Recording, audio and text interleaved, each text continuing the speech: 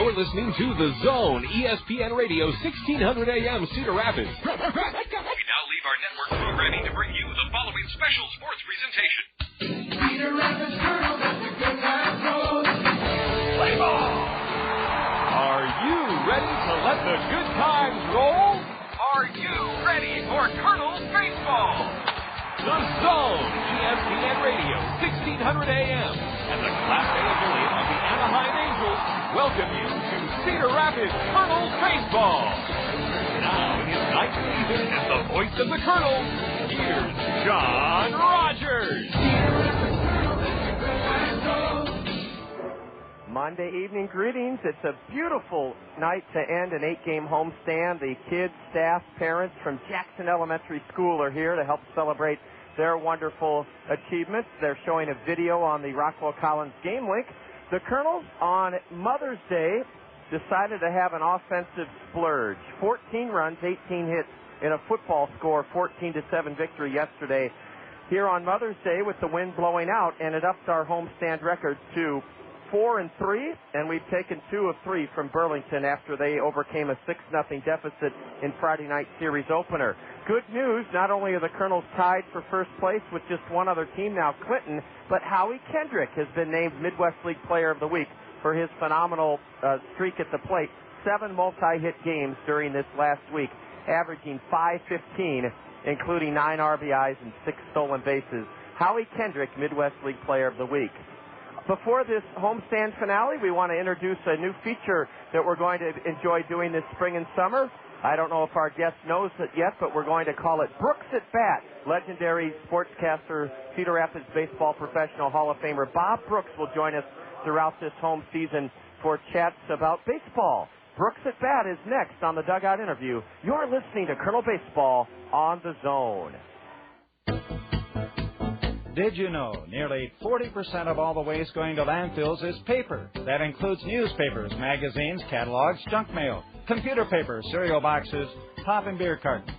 Your friends at Cedar Rapids Solid Waste and Recycling encourage you to recycle those common household paper products by putting them in your blue recycling box on Collection Day. Save our landfill space. Recycle your paper waste. Get more out of life.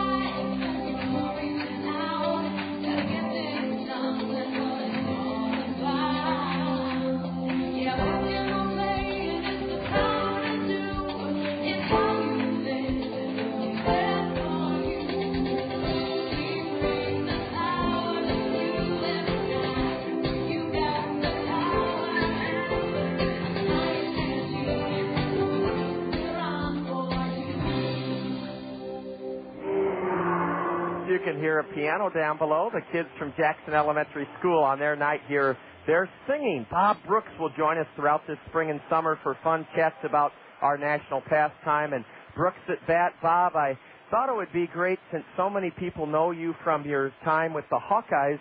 Most people, but not everyone, knows as much about your background as a baseball sportscaster. And I thought it would be fun, this our second session, having talked about your trip to Chicago last month to celebrate Jackie Robinson Day. You were at Wrigley Field to see Jackie when he came to Wrigley Field in 1947. I thought our listeners would love hearing about how you follow baseball, did play-by-play, did recreations. It's fascinating. Well, it might be fascinating to you and I, but I don't know how fascinating it will be otherwise. I would be more interested in hearing Jackson School sing Give My Regards to Broadway. But that kind of sets the scene for Give My Regards to Baseball, because when Cedar Rapids got back in the game as an independent team in 1949, I was at KCRG, and we that was a long story, too, about how the franchise got reinvented because we had it all set up for a period of time, and I happened to be on the committee that was going to bring Class A baseball from the Western League. Cedar Rapids was going to join Des Moines and Sioux City, Colorado Springs, and Denver in that particular Class A league that would at that time was very high-class baseball. We thought we had it all done. There were 6 teams in that Class A Western League, and we were the 7th franchise. We were given a franchise to be in the league. They couldn't get an 8th team. So they turned around and said, no, we're only going to go with 6. We were out of business, so we had to get the Midwest League at that time to invite us in, and we had to become an independent team. So after a wonderful spring training at Daniels Park, the Cedar Rapids Rockets were born as an independent team, and we had no radio broadcast.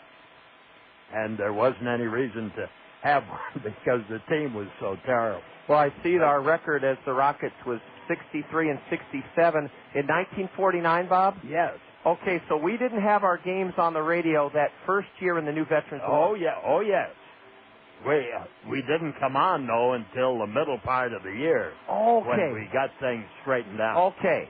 And I went on the road with the ball club. We had luxurious travel facilities.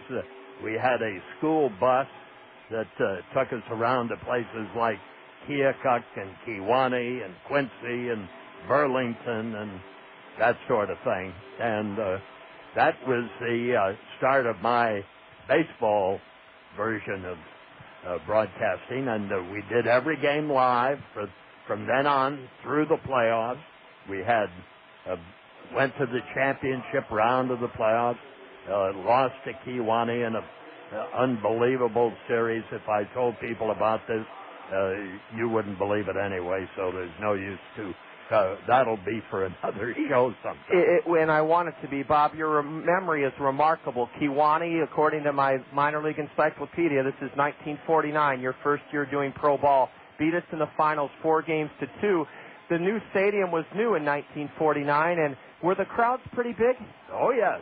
Yes, and they came on as this thing developed. We had players much like USBL basketball coming, going, and the players on the diamond. We were so fluid in those days that the ball club fired a third baseman between games of a doubleheader. Wow! He made about 5 errors. And he was gone. Game, and we said sayonara, and we'll get somebody else. But we finally got a stabilized situation. Jack Tanner became the home run hero. Gene Schwar, a left-handed pitcher who was here for the opening of the new ballpark 3 years ago, he was a star pitcher, and Packy Rogers was the manager. Roger Scholes, a rookie kid, played short. Boy, Bob, your memory is incredible. Jack Tanner, according to this record, hit 37 home runs and drove in 121 to lead the league. 2 quick questions before our break. This is Brooks at Bat, a new feature that we'll have throughout our home stands during this spring and summer. Bob, was there any hesitation on part of ownership to let you do the games on the air? Because there was some thought early in radio that a broadcast would hinder attendance. No, that was not the case this time. We were welcomed. You looked at it as... But we were doing both home and road, which brings... so there was a big plus to that. Well, a question about the travel. You mentioned a school bus. Were there trainers? Were there strength and conditioning? And no. Was there a bus driver? Yes, but he was the catcher. A player drove the bus. Yeah, Marquardt was the fellow's name. Ollie Marquardt. No. Oh, not Ollie. He Okay. was the manager. Okay. This was another one. This was Dell. Del Marquardt drove the bus as a catcher. Yeah, he got $5 a week extra for driving the bus. We're going to take a break here on Jackson Elementary School night. It's the final home game of an 8-game homestand that has seen the Kernels go 4-3. Bob Brooks is with us, Hall of Fame sportscaster. Brooks at Bat. We're really going to enjoy this spring and summer. I can tell already from our talk about Jackie Robinson last month to reminiscing about some of the early years Bob did baseball on KCRG. Now we're called The Zone, and we're going to take a 1-minute timeout, finish up with Bob. You're listening to The Zone, KCRG. Kernels fans, your Cedar Rapids Taco Bell restaurants have something new for you to cheer about this season. A Taco Bell 10 spot. When the Kernels score 10 or more runs in any game this season, you'll score beef tacos for just 39 cents the very next day at any Cedar Rapids Taco Bell. That's a savings of 50 cents per taco. Limit 10 per customer. Remember, when the Kernels put up a Taco Bell 10 spot by plating 10 or more runs in any game, you get up to 10 39-cent beef tacos the very next day at any Cedar Rapids Taco Bell. Hey, corporate employees and union members, too. Airport National 27-hole Public Golf Course in Cedar Rapids has an unbelievable new corporate union season pass special for you. 2 people for $300, 4 people for $250, 10 people or more for only $200 each. Add a spouse for only $125 or just $50 for each child. Airport National Public Golf is now accepting new corporate, charity, and church golf outings and leagues starting as low as only $11 per person.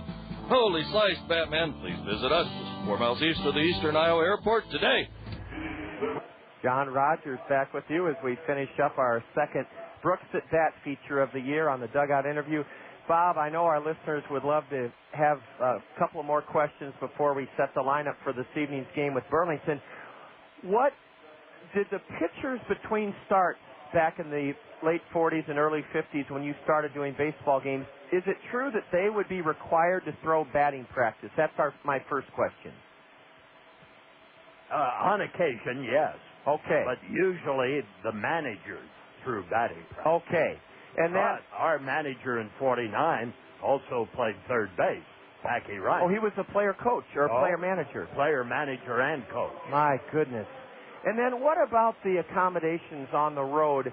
People ask me sometimes, well, John, minor leagues, they think of the movie with Kevin Costner, Bull Durham, and I tell them that we stay in mid-grade to upper-grade hotels, and the perception is that when you traveled with the ball club, you stayed in flea bags. Is that true or not? No. Okay. We stayed in what, for that time, would be equal to today's accommodation. Okay.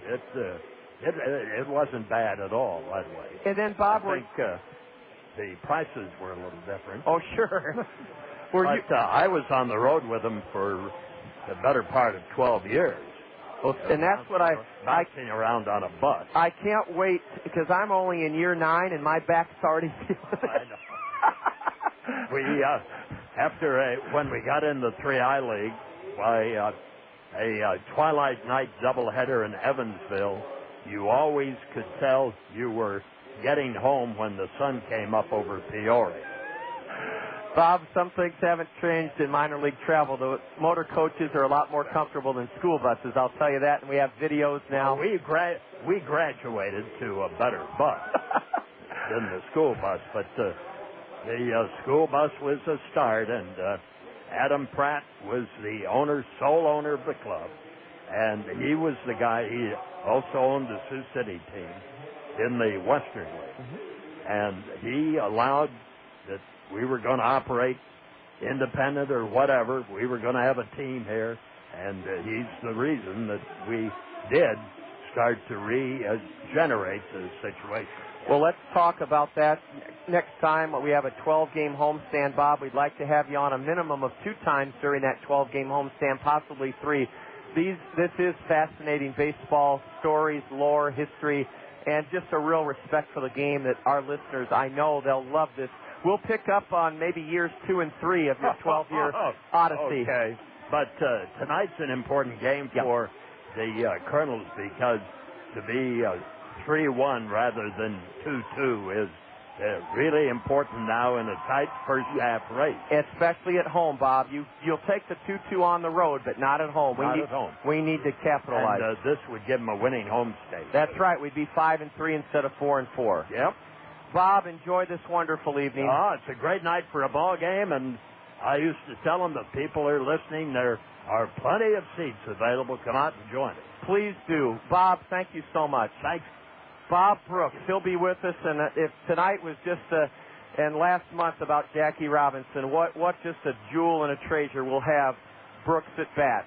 Well, the lineups are being turned in at home plate. I'm John Rogers. Thanks to Bob Brooks for joining us. We'll have the lineups in a minute. You're listening to Kernel Baseball on the Zone. Hey, man, what's up? Just getting ready to kick your butt. Right. And mess up your hair? You just wish you could look this good. Boo! Nothing but that. Hey, I'm a busy guy. I don't have time to make my hair look as good as yours. I mean, who has time to schedule an appointment, let alone show up for it? Not me. I just go to Cost Cutters. I can get in whenever it's convenient for me.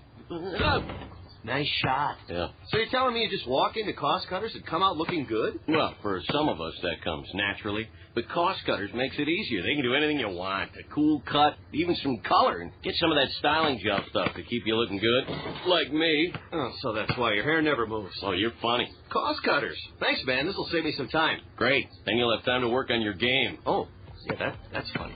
Are you a busy guy? Save yourself time and walk into one of our area's 12 Cost Cutters whenever it's convenient for you. Then relax, because Cost Cutters will make things easy and affordable for you. Cost Cutters. Live your life. We always have time for your hair. Great to have Bob Brooks with us, the second of our Brooks at Bat features that we'll have throughout the spring and summer here on the Zone.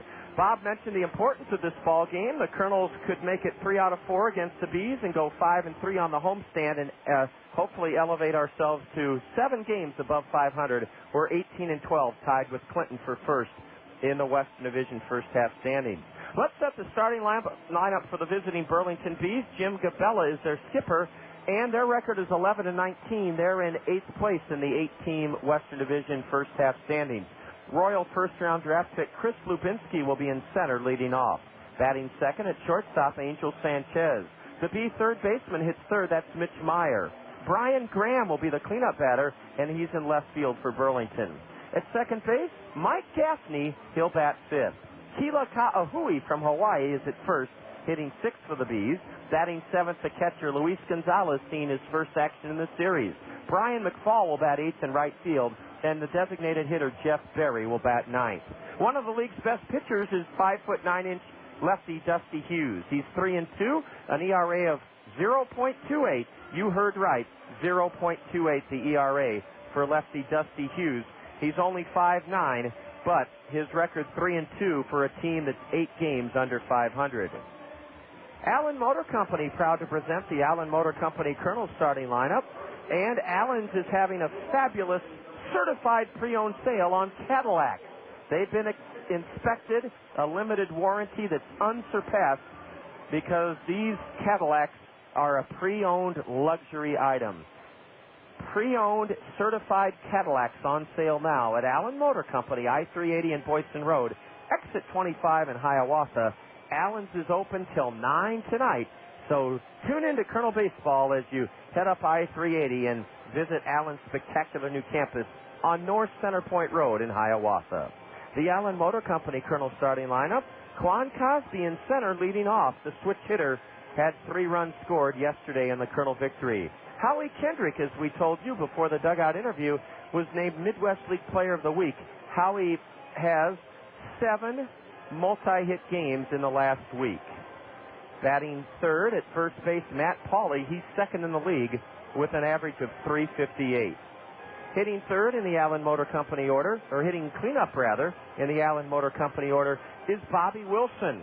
Bobby Wilson has hit safely in 9 of his last 10 games, including 4 3-hit games, another one yesterday on Mother's Day. Brandon Wood upped his team-high RBI total to 23 with a 2-run homer and 2 RBI singles yesterday. Brandon at short, that's fifth for the first-place Kernels. Caleb Maier will be the DH tonight, and he'll hit 6th.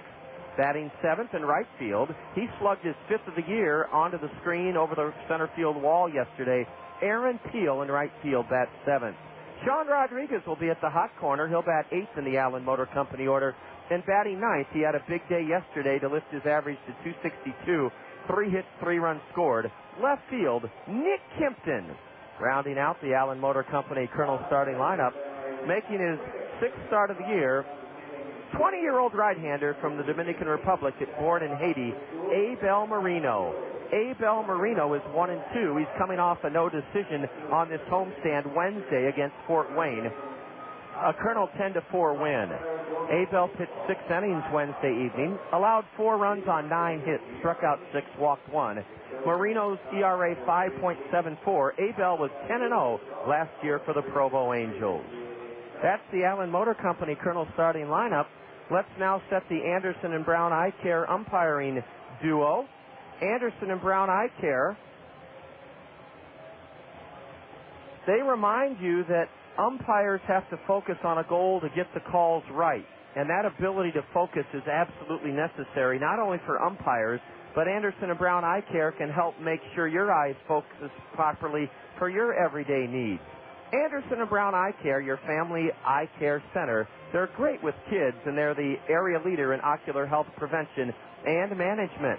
The Anderson Brown Eye Care umpiring crew, Robert Price will be behind the plate, and his partner on the diamond is Dixon Sturman. 82 degrees, our game time temperature. Beautiful night for baseball. We're glad you're with us as the Cost Cutters Dream Team has taken the field. And now the Kernels assemble in front of the entrance of their first base dugout. They're about to trot out onto the diamond with their record of 18-12, tied for first in the West with the Clinton Lumber Kings. Clinton plays this evening in Grand Rapids, Michigan against the West Michigan Whitecaps. A color guard is going to stride out towards the middle of the diamond as those Cost Cutters Dream Team members are getting autographs from their Kernel compatriots. The colors will be presented, and the color guard is, it's the honor guard from the Cedar Rapids Police Department. They will present the colors on this gorgeous Monday evening. Blue skies, sunshine, a light breeze blowing in from right center. It rained on and off this afternoon here in the City of Five Seasons. The tarp was on, but we took the tarp off about 2:45, and both teams got to take batting practice this evening. The color guard is now stopping between the mound and second base, and we're going to pick up the PA announcement of our national anthem singer from Jackson Elementary School. To the proud support marching station here in Broad, let me please present our national anthem. The national anthem this evening is being performed by Jennifer Modernock, and she'll be accompanied by the Jackson Elementary fifth graders.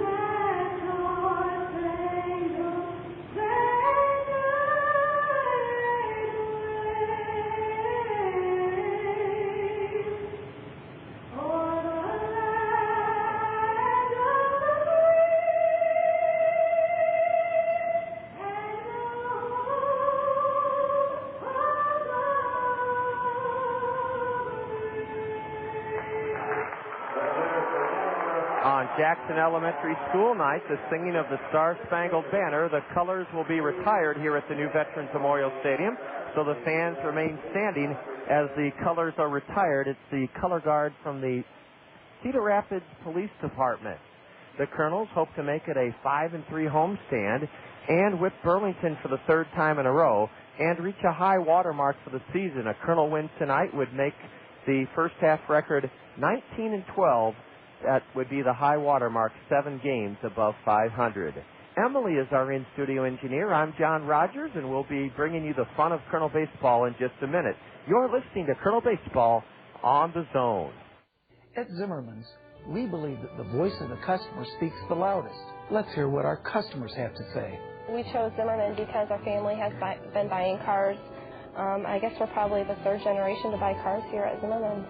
My family's bought 18 cars at Zimmerman's. 18. I ought to get a little bonus or something, wouldn't I? We build our reputation on one satisfied customer at a time. On behalf of everyone at Zimmerman's, I want to thank you for your business.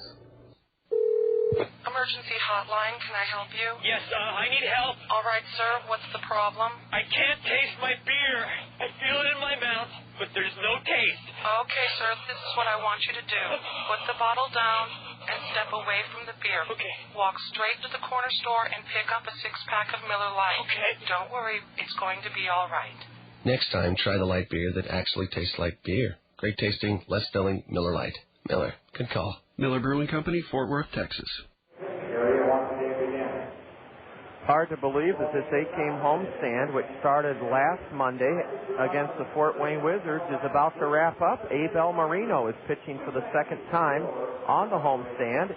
A no decision last Wednesday night here at home against the Fort Wayne Wizards in a Kernel 10-4 victory. The Kernels split with Fort Wayne, then dropped to 2-3 on the homestand with a 10-8 loss Friday night. That's the game in which Kevin Jepson was given a 6-0 lead after one inning, and he and his mates just couldn't hold the lead.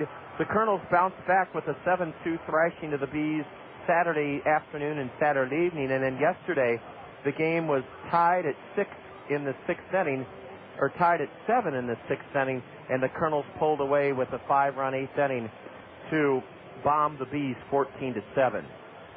Let's set the Kernels for you defensively here in the top of the first inning on this gorgeous Monday evening. The temperature in the low 80s and a light breeze blowing in from right center. Nick Kimpton's in left field for the Kernels. Quan Cosby in center and Aaron Peel in right. Those three fellas together have only made one error this season, and this is the 31st game of the year. Around the infield, Sean Rodriguez at third, Brandon Wood at short, Howie Kendrick, the Midwest League Player of the Week, at second, and Matt Pauley with his .358 averages at first base. A battery of Abel Marino and Bobby Wilson. Burlington is 11-19. They're finishing a 12-game road trip. The Bees were 6-9 at home, and they're 5-10 on the road. And they are a game back of Wisconsin for 7th place in the Western Division first half standings. Chris Lubanski, a good-looking prospect taken in the first round, the 5th overall player taken in the draft last year by Kansas City, will lead it off. Lubanski tied the game at 4 in the 4th inning yesterday with an RBI single. He was 3 for 5 at the plate. Chris Lubanski will lead it off. .223 average, left-handed batter, 1 home run, and 10 RBIs for Lubanski. He bunted his way on yesterday to start the game, and he fakes a bunt and takes low for ball 1 from Abel Marino, a 20-year-old right-hander. Now a strike on the outside edge, a breaking pitch. Robert Price calling the balls and strikes. His Anderson and Brown eye care umpiring partner down the first base line, Dixon Sturman. A let-up is just low, and it's 2-1 to Lubanski.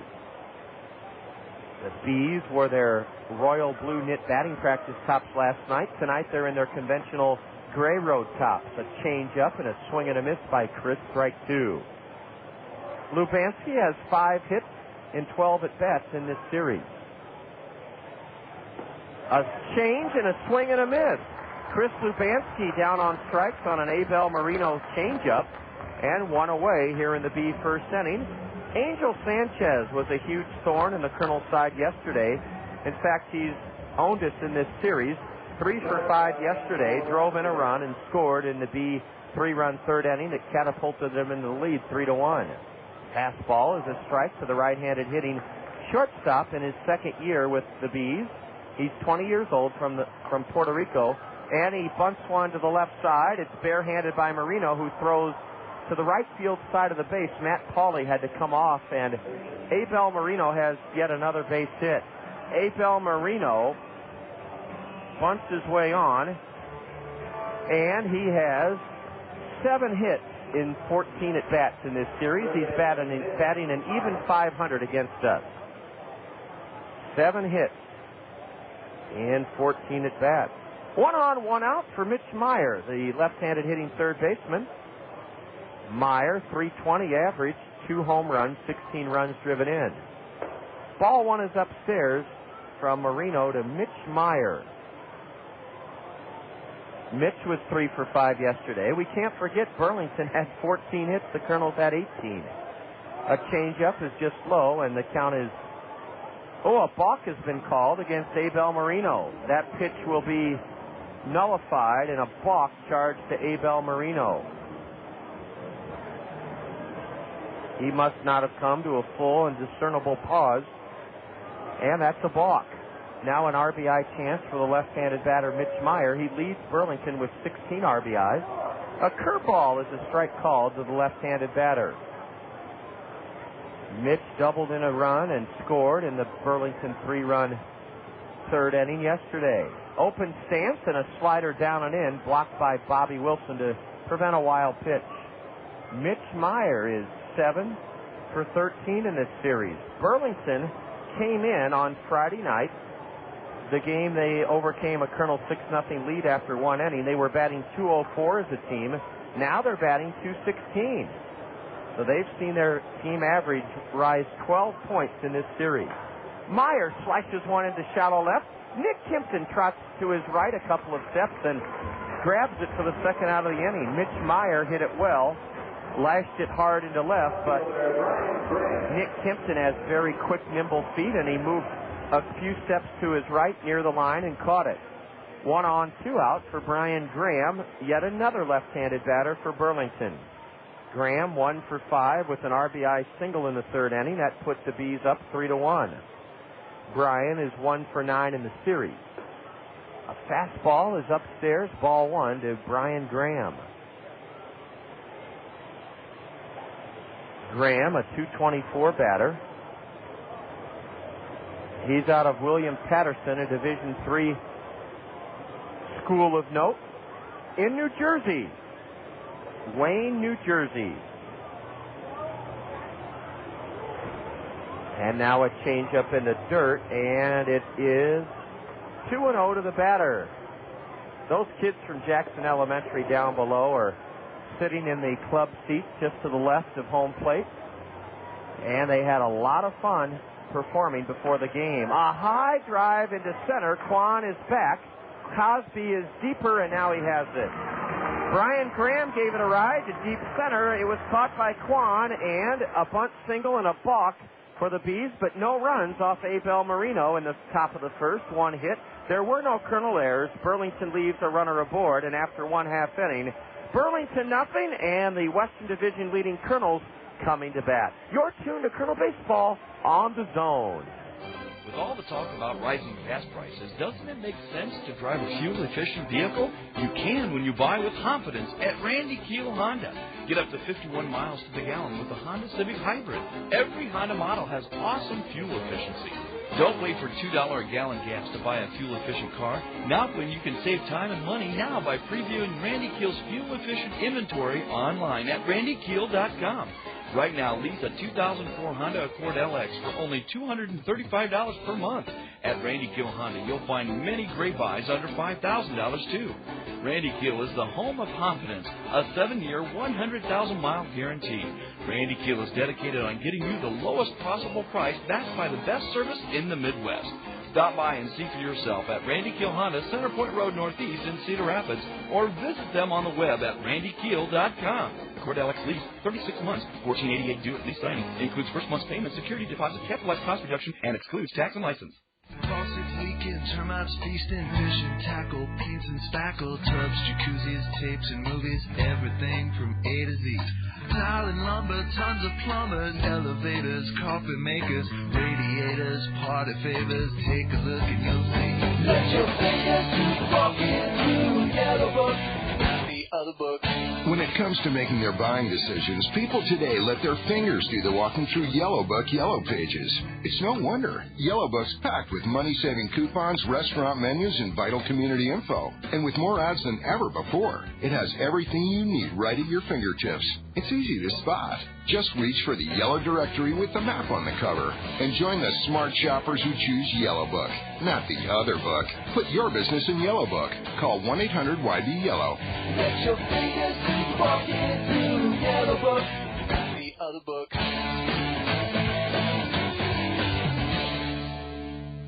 Dusty Hughes brings a strike into Quan Cosby. Now a changeup outside.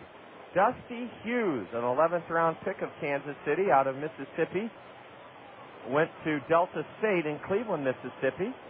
That's where Andy Pantini's father went to school. Andy, our director of graphics and technology, our dugout interview guest this past Saturday. Ball 2 outside. Quan, 3 for 5 with 3 runs scored. He slaps one into right, and it falls in front of the right fielder Brian McFall for a Texas League single.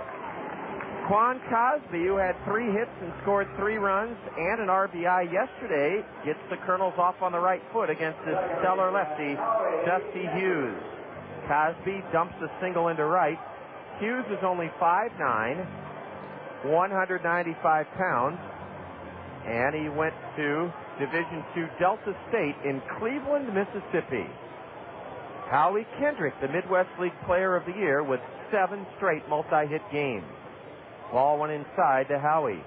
Kendrick has lifted his average in the last week from 232 to 313. That is a skyrocket average. A throw to first, and Cosby dives back in safely. Listen to what Howie's done in the last 7 games. 2 for 4, 2 for 4, 3 for 5, 2 for 5, 2 for 5, 4 for 5, and yesterday 2 for 5 with... There goes Quan. A pitch, a strike, the throw to second. Not in time. The Kernels lead the league in stolen bases.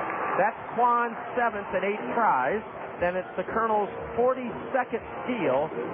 Their 42nd steal in this, our 30th game. Quan Cosby's in scoring position for Howie Kendrick, the Midwest League Player of the Week. Right-handed batter, 1 homer, 13 RBIs. A curve, and that one is popped foul into the club seats above the Colonel first base dugout. Kendrick's average in the last week has gone from 232 to 313. How would you like to have a week like that at work? That big of an increase in your productivity. A throw to second, and Quan is out. Quan Cosby was picked off second as the lefty, Dusty Hughes, spun and threw to the shortstop. It went 2-6. Quan got caught flat-footed at second base. And boy, when a guy has a 0.28 ERA, you hate to get picked off of second base in the first inning, but that's what happened to the Colonel speedster, Quan Cosby. Now a drive into left center for extra bases by Howie Kendrick. It goes to the left of the 400-foot sign where Chris Lubanski gets it back in, and Howie Kendrick has an 8-game hitting streak. It's his 10th double of the year. And just think if Quan were at second base, the Kernels would lead here in the first, 1-0. But we have a runner at second with 1 out. Howie Kendrick continues his horrid hitting. Just a phenomenal streak for Howie Kendrick. We knew he would hit. Tony Regan said he started 4 for 40 at Provo last year in rookie ball and then hit 368. Matt Pauley in the lineup against this 5'9" lefty. A breaking pitch outside from Dusty Hughes. Pauley didn't play yesterday. Matt was 0 for 5 on Saturday, but 4 for 5 in a losing game for the Kernels on Friday night. 358 hitter. Ball 2 down and away from Hughes. You may say, well, John, how can Dusty Hughes be 3-2 with an ERA of 0.28? He's lost 2 1-0 games, and in those games, the run scored against him was unearned. A high fly ball into shallow left. Coming on is Brian Graham, and he has it. Matt Pauley is flown out to left for the second out of the Colonel first inning. It'll be up to Bobby Wilson if the Kernels are going to capitalize on the 1-out double by Howie Kendrick. Quan Cosby singled into right to start this inning, stole second, but then was picked off second. It went 1-6 with the shortstop, Angel Sanchez, the man sneaking in behind Quan. Bobby Wilson, a 307 hitter with a homer and 15 RBIs. And he swings hard at a curveball and tips it foul, strike 1. Bobby Wilson, 3 for 5 yesterday, doubled twice, drove in 2 runs. And he is 4 for 9 in the series. Wilson, a right-handed batter, stands straight away and lifts his arms up as the pitch is delivered inside. Ball 1 to Bobby Wilson.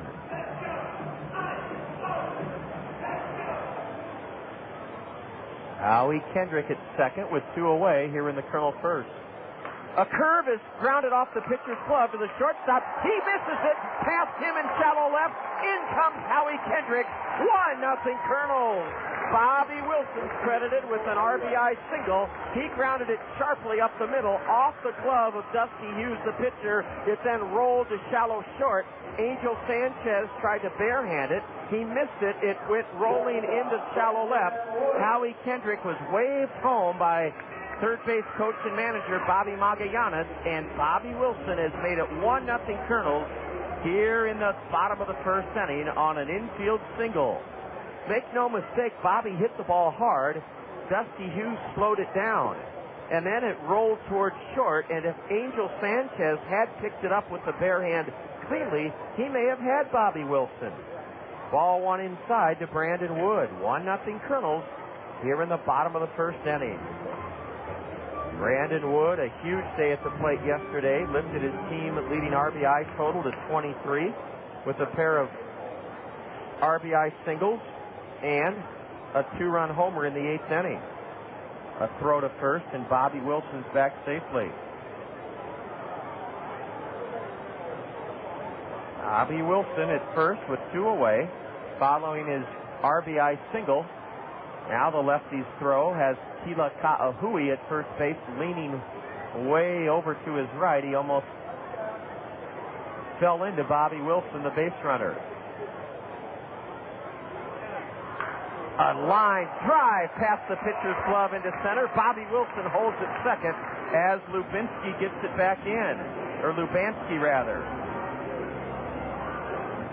Brandon Wood has 7 hits in the series. Brandon Wood is now, in this series, 7 for 14. Angel Sanchez, the shortstop for Burlington, 7 for 14. So is Brandon Wood. He has hit safely now in all 4 games in this series. Caleb Maier will try to continue the Kernel first inning production as he takes a changeup outside, ball 1. Caleb was 1 for 5 in the series opener here Friday night. Did not play Saturday or yesterday. Right-handed batter, hitting 6th in the Allen Motor Company order. And a fastball is a strike at the knees to Caleb Maier. First and second, 2 gone, 1-0 Kernels, bottom of the first. Maier waits. The lefty's next is a curve, and it's grounded to third, knocked down by the third baseman. The throw to first, not in time. Not in time, an error by Mitch Maier. He let the ball play him. Caleb Maier, hustling down the first baseline, beats the throw. In fact, Kila Ka'aihue came off the base towards the throw, and the error on the third baseman is his 3rd of the year, and it loads the bases for Aaron Peel. Aaron Peel at the plate with the bases loaded and 2 gone here in the Kernel bottom of the first inning. Peel hit a home run into the dark green net that serves as the batter's eye just above the 400-foot sign in center. It broke a 7-all tie in the 6th inning. It was a solo blast, his 5th of the year. Aaron, a right-handed batter, takes low, ball 1. Wilson at third, Brandon Wood at second, and Caleb Maier at first. A tap to short. Sanchez will charge this one, and on the run, he gets Aaron Peel to end the Kernel first inning. Peel bounces out to shallow short. The Kernels in the first score 1 run on 4 base hits, 1 Burlington error, 1 Kernel picked off, and the Kernels leave the bases loaded. After 1, final game of an 8-game homestand, Kernels 1, Bees nothing. You're tuned to Kernel Baseball on the Zone.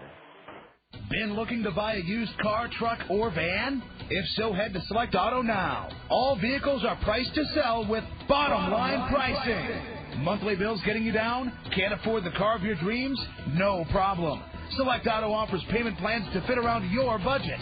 Select Auto also offers great warranties on all cars, not to mention their experienced and friendly staff in their full-service service department. Hate being chased around the lot by those annoying salespeople? At Select Auto, you won't be bothered by any salespeople. You deal directly with the owners.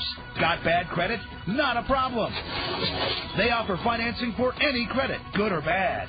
Still not sold? Purchase any used car over $5,000 and get $200 in free gas. Hurry in. This deal only lasts during the month of May. What are you waiting for? Visit either of Select Auto's 2 convenient locations on 1st Avenue downtown Cedar Rapids or on 7th Avenue in Marion.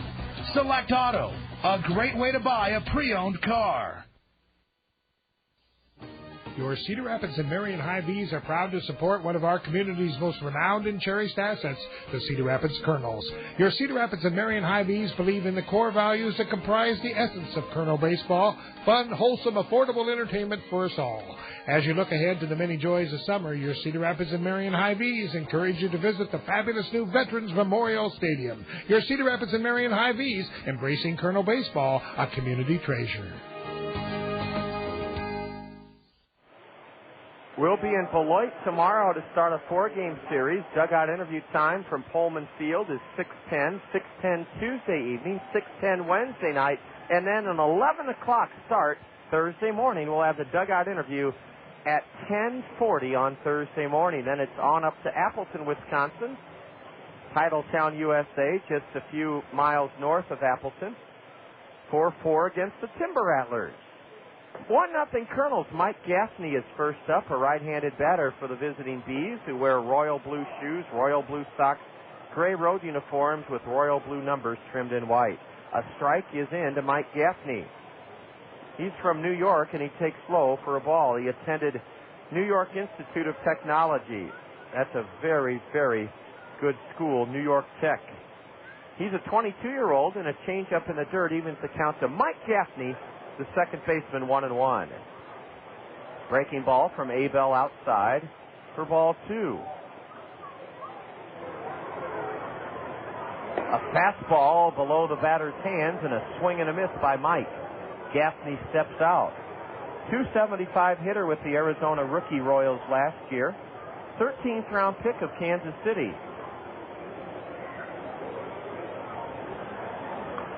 He golfs one foul over the backstop. Good-sized crowd here for a Monday evening. Why wouldn't you be here? It's the most affordable, wholesome family entertainment in all of eastern Iowa, and it's fun. Ball 3 is way high, and it's a full count to Mike Gaffney. He steps out and checks the signals being flashed by his skipper at third, Jim Gabella. Jim in his first year at the helm with Burlington. Gaffney lines one foul over the Miller Mezzanine Terrace.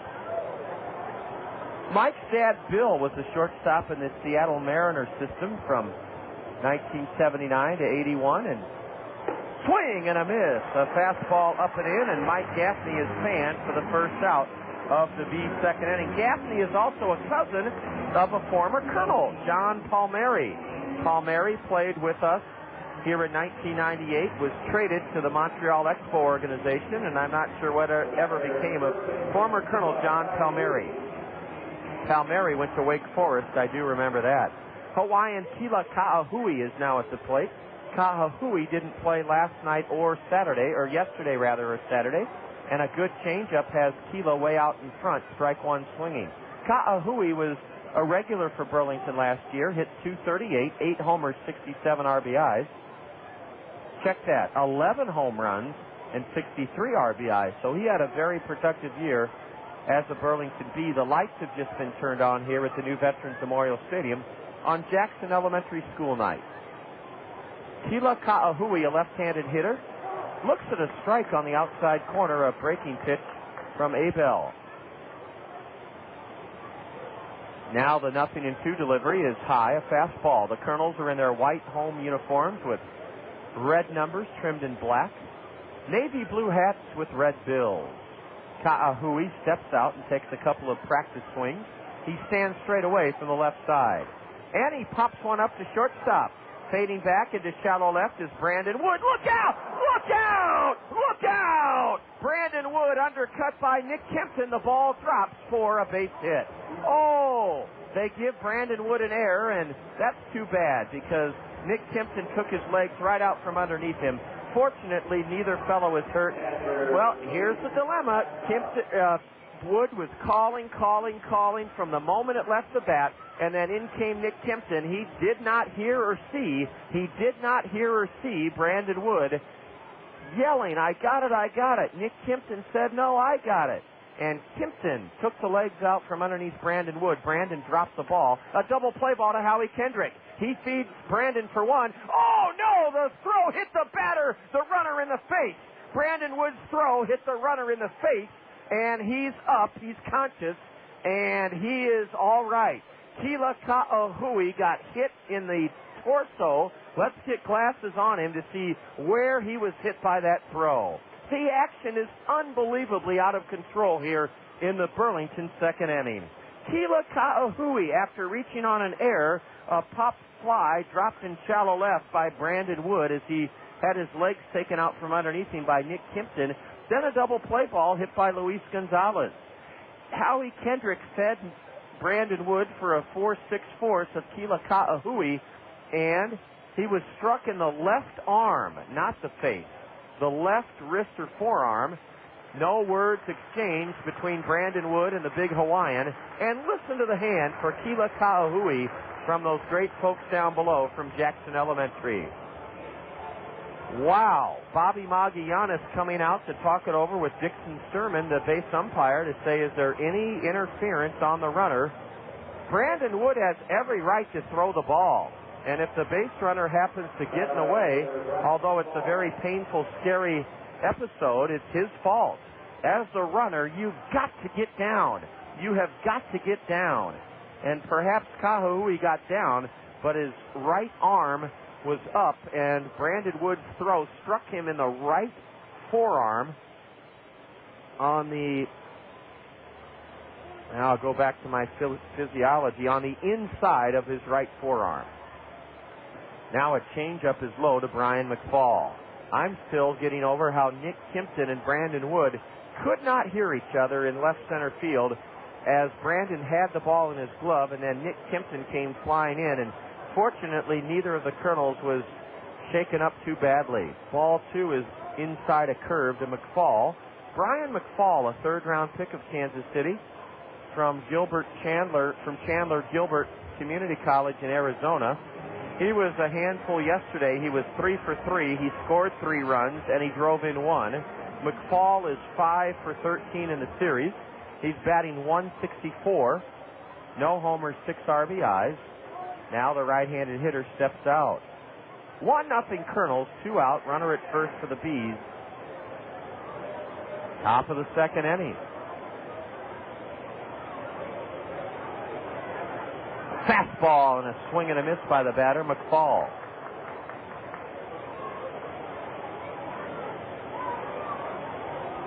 With 2 out, Brian is still ahead in the count, 2-1. Ball 3 is low. The Kernels had 4 hits, and the Bees committed an error in the bottom of the first, but we were only able to come up with 1 run. The key play in the inning, Quan Cosby being picked off second base. A high pop-up to the right side. Bobby Wilson underneath it near the backstop, and he calmly, very calmly and poised, Bobby Wilson drifts back, and right in front of the backstop to the right of home plate, Bobby Wilson made the catch. Brian McFall fouls out to Bobby Wilson, the catcher, to end the Bee second inning. No runs for Burlington, no hits, 1 error, and the Bees leave a runner. They've stranded a pair. After an inning and a half, the Kernels won, the Bees nothing. You're tuned to Kernel Baseball on the Zone. All roads lead to the Cedar Rapids Museum of Art for the spectacular exhibit of more than 200 treasures from ancient Rome. Art in Roman life, villa to grave, is installed in a stunning setting that emulates a Roman villa. Decorated with precious art and artifacts, many of these works are on display for the first time since their discovery.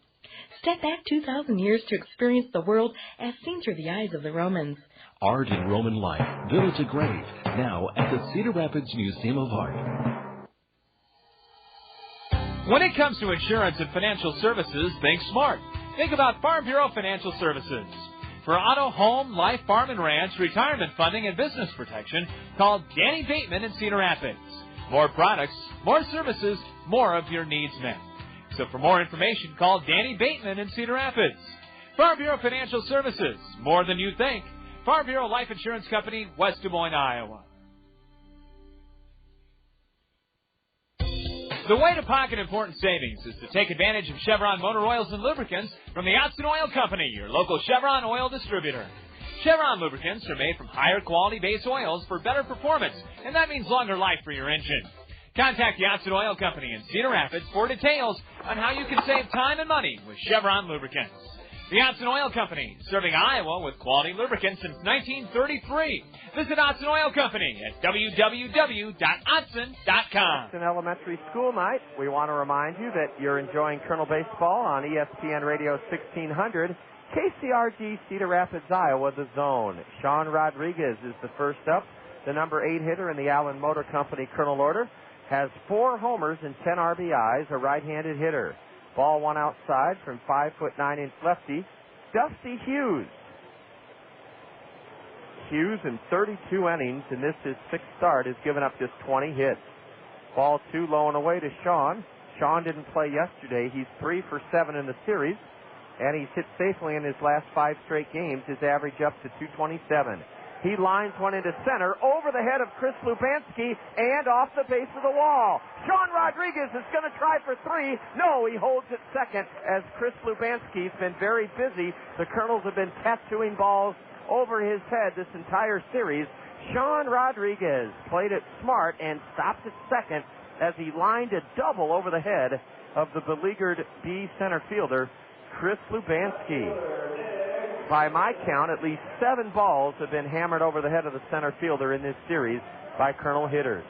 Now let's see if Nick Kempton can pull the ball on the ground to the second baseman or the right side. That would get the runner over to third. Look out. Kempton checked his swing, and the ball went ricocheting off his bat to the left of home plate. Everybody's okay.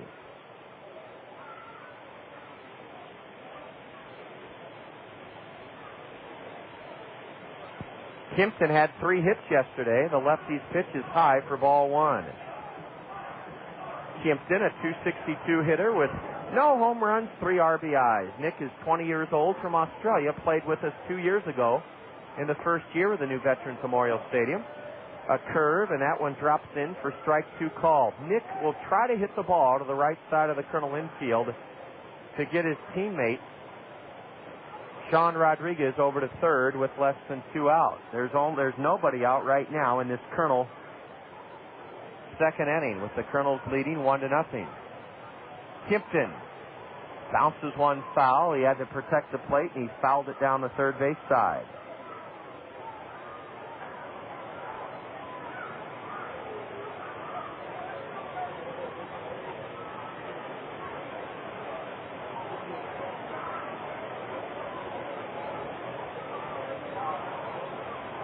Now the lefty steps off.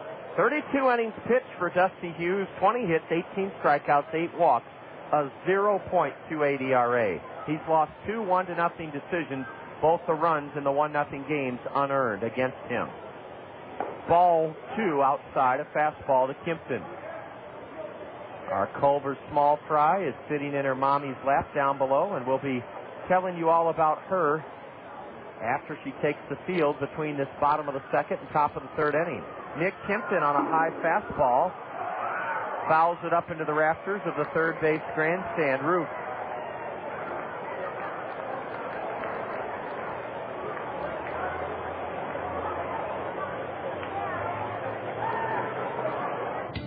Hometown Restyling. Hometown Restyling. For all your remodeling needs, satisfaction is guaranteed. Lubanski will muff it in center field. Rodriguez scores on a base hit into center. His 4th in the last 2 games by Nick Kempton. 2-0 Kernels. Kempton hung in against the lefty, and he pops a single into center field. Rodriguez rounded third, and I don't know if there would have been a play at the plate or not. I doubt if there would have been. Lubanski muffed it. Kempton held it first with his 4th RBI of the year. It's 2-0 Kernels here in the bottom of the second inning. The Kernels are trying to reach their high water mark of this first half, 7 games above 500. Quan Cosby batting right-handed. The switch hitter dumped a single into right, stole second, but was picked off second base in the first inning.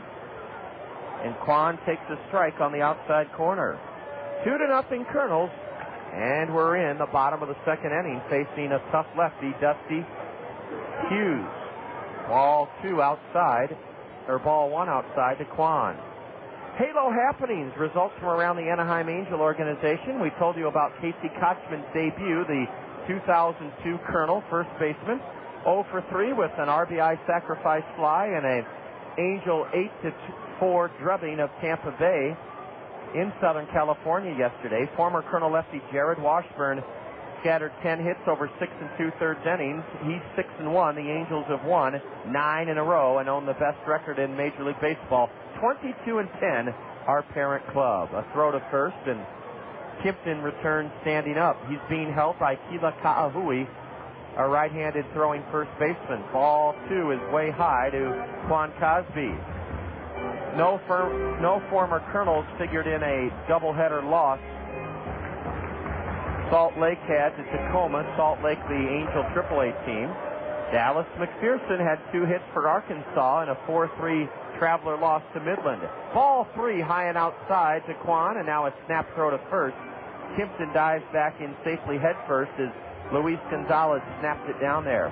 Rancho Cucamonga was edged by Lake Elsinore 4-3 yesterday. Mike Napoli had a pinch hit single in the ninth that tied the game. David Gates hit a 2-run homer for the Quakes in their losing game to Lake Elsinore. Arkansas at AA is 18-11. The Kernels are 18-12. AAA Salt Lake 15-15. Cal League Rancho Cucamonga 13-17. That team loaded with Kernels from last year. And we were about a 500 team last year, first and second half combined. 3-1 to Quan Cosby. 245 average after his big day yesterday. A changeup floats in downstairs for ball 4. First and second, nobody out. 2-0 Kernels, bottom of the second inning. The team we play tomorrow is Beloit, and they're 15-15. They're 3 games back of the Kernels in the Western Division first half standings. Well, I bet the Bees are cringing because Howie Kendrick is coming up. Howie Kendrick not only was named Midwest League Player of the Week for his .515 batting average, his 7 multi-hit games in a row, his 12 runs scored, his 5 doubles, a triple, 9 RBIs, and 6 steals. Howie Kendrick in this series is now 9 for 16. Howie Kendrick is 9 for 16 in this series. Glad we could bring you Halo happenings, results from around the Anaheim Angel organization. There goes the runner from second to third. He steals the base. Nick Kimpton, a strike is called. Kimpton, a head-first dive into third. Luis Gonzalez didn't even look at third base. He just lobbed it back to the mound. And now Gonzalez up out of his catching spot, giving signals to his middle infielders. My goodness, Nick Kimpton with his 5th steal and 6th attempt. He just lit out for third, and the lefty Hughes paid no mind to him. Neither did the catcher, Luis Gonzalez. Quan held it first. A fastball, chin high, and Kendrick swings and misses, strike 1. Howie Kendrick, 9 for 16 in the series. Runners at first and third, a run home for the Kernels here in the second. Now a swing and a miss as Howie chased the pitch way outside, strike 3. One of the few times we've seen in the last week that proves that Howie Kendrick is indeed human. He did chase the pitch high and away, and you tip your cap to Dusty Hughes for doing something that the Bees have not been able to do much at all in this series, and that is keep Howie Kendrick off base. Matt Pauley becomes the key to the Kernels' second inning. Pauley, the Kernel leading batsman with a .358 average, second best in the league, flew out to shallow left his first time up. Kimpton at third and Cosby at first. The Kernels need at least a fly ball from Pauley. A big yellow hammer is a strike on the outside edge. Lights are on here, and it's a gorgeous Monday evening.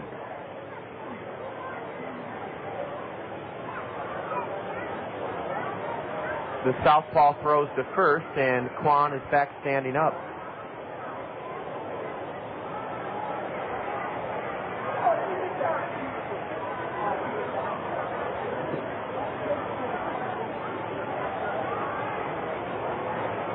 From the stretch, another throw to first. And again, Quan is back safely. Sean Rodriguez belted a double over Lubanski's head in center, scored on a base hit into center by the number 9 hitter Kimpton. Cosby walked, Kimpton stole third, Kendrick struck out. Another throw to first, and again, Quan is backhand first. It's 3:15 down the left field line here at the New Veterans Memorial Stadium, a 16-foot high wall with the Randy Keel Confidence Picnic Pavilion sitting atop that wall, wrapping around the foul pole. There goes Quan. They throw to the first baseman, and Ka'aihue throws back to the shortstop, and Quan is safe. Quan is safe. He darted underneath the tag of Kila Ka'aihue. According to Dixon Thurman, Nick Kimpton held at third. Well, all that was an exercise in futility for Burlington. They had Quan hung up between first and second. Ka'aihue threw to the shortstop, Angel Sanchez. Sanchez then back to Ka'aihue, and Quan dove into first underneath the tag attempt by the first baseman. Was that ever an exciting moment?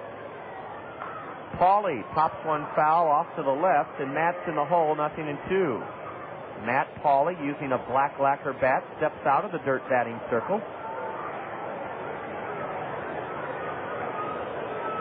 Matt stands straight away from the left side. He's from Florida Atlantic. The catcher sets up outside. That's where the delivery goes, up and away to Matt Pauly. Outfield straight away for Burlington. Kernels lead in the second, 2-0, have runners at the corners with only one out.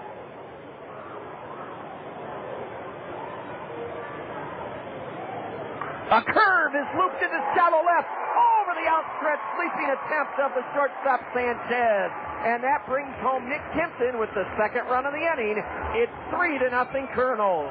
Matt Pauly hit it off the end of the bat and just did bloop it over the leaping head of shortstop Angel Sanchez into shallow left field. That's Pauly's 18th RBI of the year. And it scores Kimpton to make it 3-0. Quan Cosby moved up to second. First and second, one out for Bobby Wilson, yet another hot Kernel hitter. Boy, are the Kernels playing uplifting baseball here in the first half of the season. This is game number 31 of 70 in the first half. Ball one drifts outside to Bobby Wilson. Bobby grounded a single off the pitcher's glove beyond the shortstop for an RBI. His first at bat. He jumps out of his shoes at a changeup and whistles it foul into the screen. Strike one. First and second, one out. 3-0 Kernels. Boy, Matt Pauly showed such good restraint, not trying to pull a off-speed pitch from the southpaw. He went the other way and looped a single over the shortstop's head, just beyond the leaping reach of Angel Sanchez. Hey, the Rockwell Collins Game Link is telling the kids from Jackson to make noise. And they are. 3:25 down the right field line here at the New Veterans Memorial Stadium. Ball two outside to Bobby Wilson. The wall is 8 feet high, except for where I described it in left. Down the line, it's 16 feet high. It's 378 to left center here at the New Veterans Memorial Stadium, 390 to deep right center, and 400 to dead center. The deepest part of this ballpark is in deep, deep left center, 407 feet to that alley. A curve is nubbed off the end of the bat. This is trouble. This is trouble, and it's a basket catch. A terrific basket catch near the line, in right by Mike Gaffney.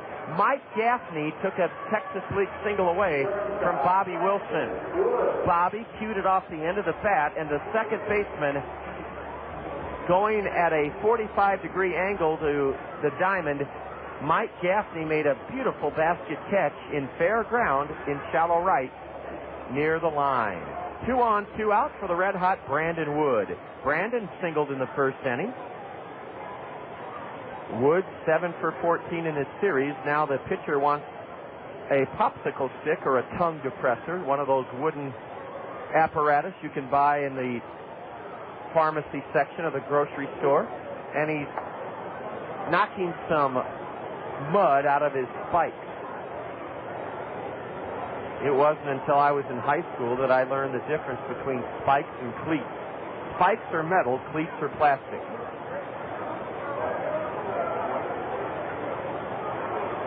Brandon has been so good with 2 outs this season. A strike is on the outside corner from the lefty, a fastball.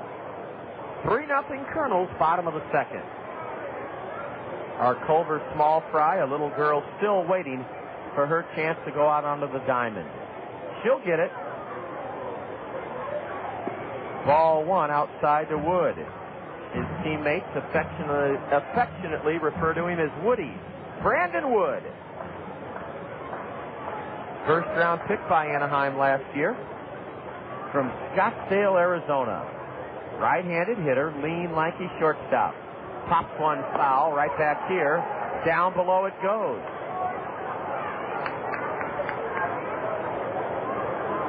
Lots of little kids here this evening, and are they ever having fun? Shirt sleeve weather. The brats are hot, the pop is cold, and the Kernels are cooking.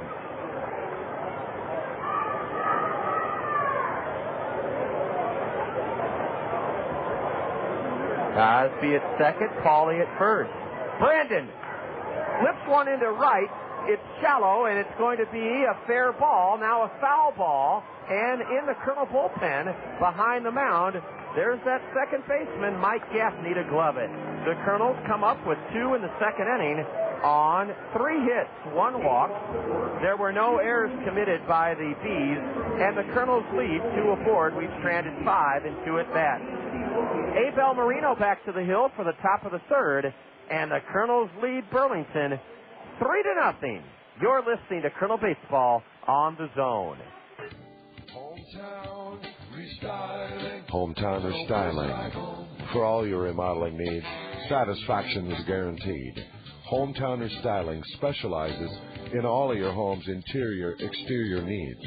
Come and visit one of our showrooms, one in Hiawatha, one in Coralville, and see the possibilities. Windows, siding, sunrooms. Please call 378-1221. Hometown Restyling. There's no place like home. Knowing who you are is important. At Kirkwood Community College, we know who we are. We are accessibility. We are quality. We are opportunity. We are community. Who are you? We can help you learn. Kirkwood.edu.